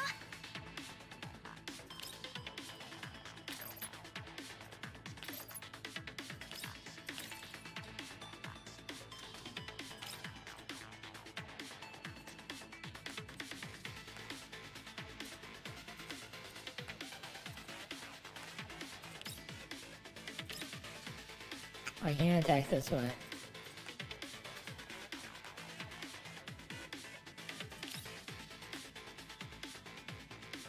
さて。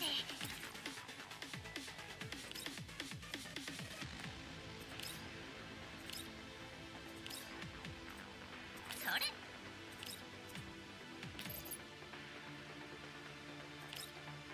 私の新発明味わって。 Like I said, I would have to check.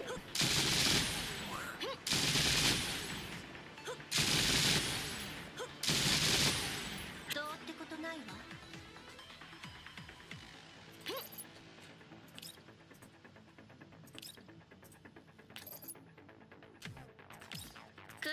成果ね。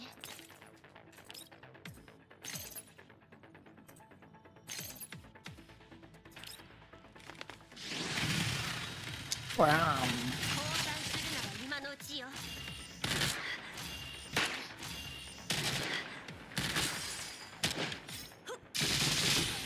どうってことないわ。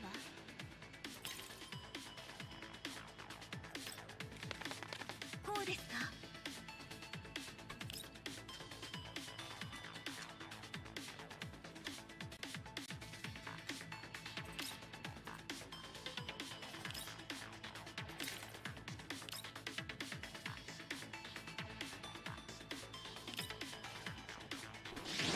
Wow.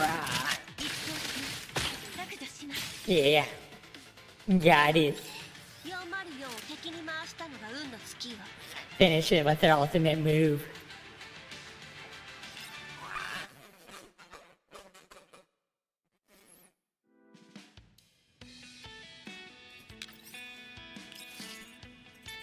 AI was not cutting it.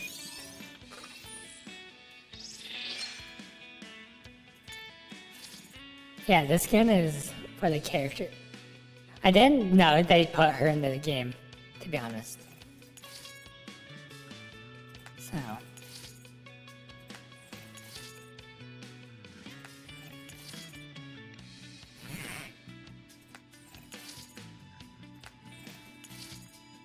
My weakness, fire. If I had Vector, it would have been all different.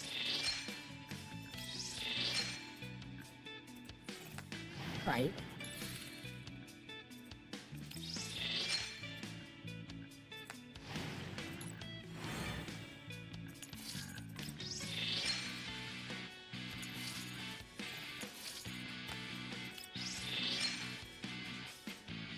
And just unlock everything.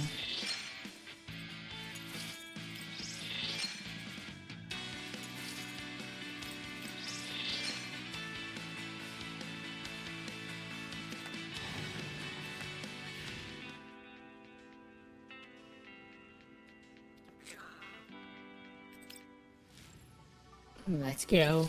I'm keep going.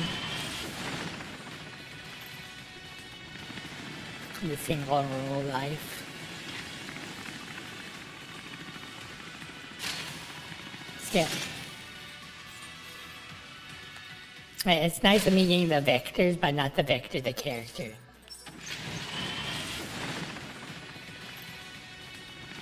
Gotcha, gods. Let's just roll. You got one choice. Yeah, blue equals skip. I don't want to see it. I don't want to see the whole animation. RNG, this is my bless this roll. It's gonna be the perfect roll. This is a roll you have never seen before. Yeah, you've seen it before. The last one.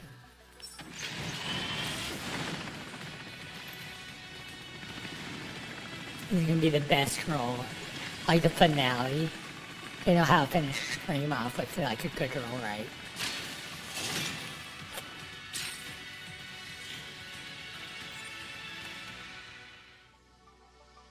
Rip. Rip. Rip. Rip. Rip. Very nice gun, even looks nice. I also like this scope. Ah!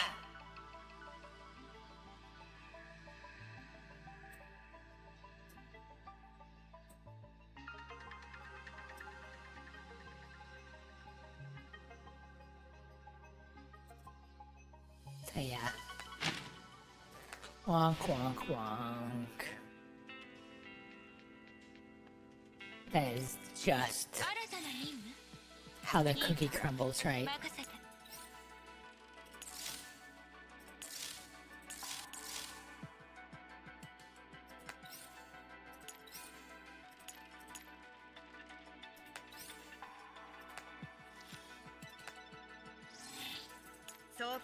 That's a gun. 私？壮大な。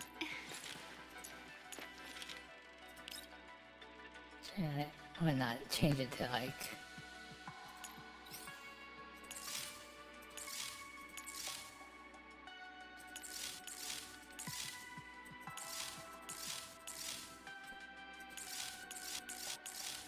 I don't know.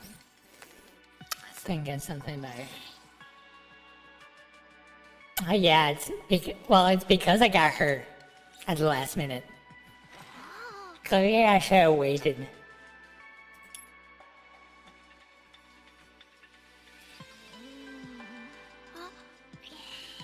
Yeah.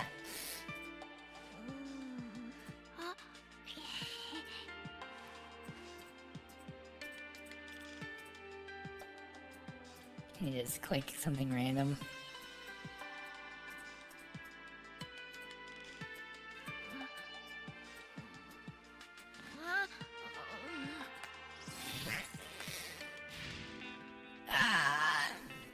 Yeah, I think that's it.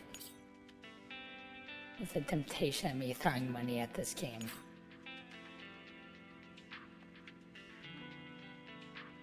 Breaks me.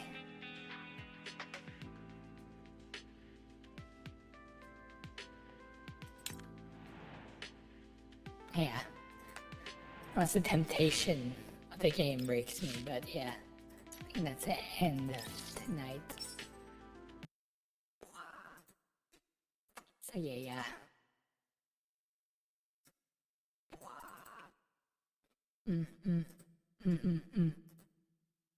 I have no clue what I'm streaming tomorrow. I'm going to stream something.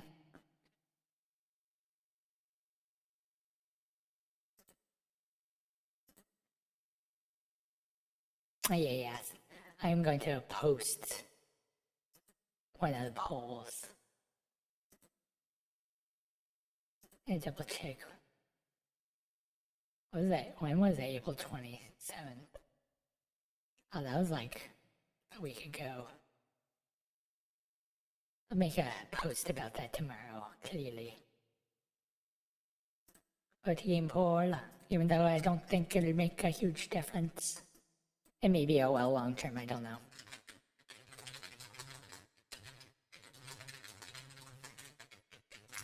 The closest game is like 31 to 49%, so pretty close, I think.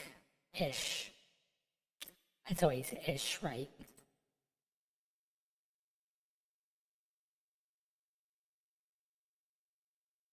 But anyway, I am going to go sleep.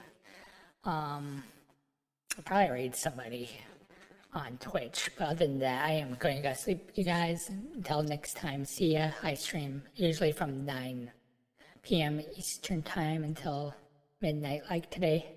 You can see my schedule whenever I post on X, Blue Sky, or my Discord. I'll eventually update my website. So, anyway, good night, y'all. Until next time, see ya.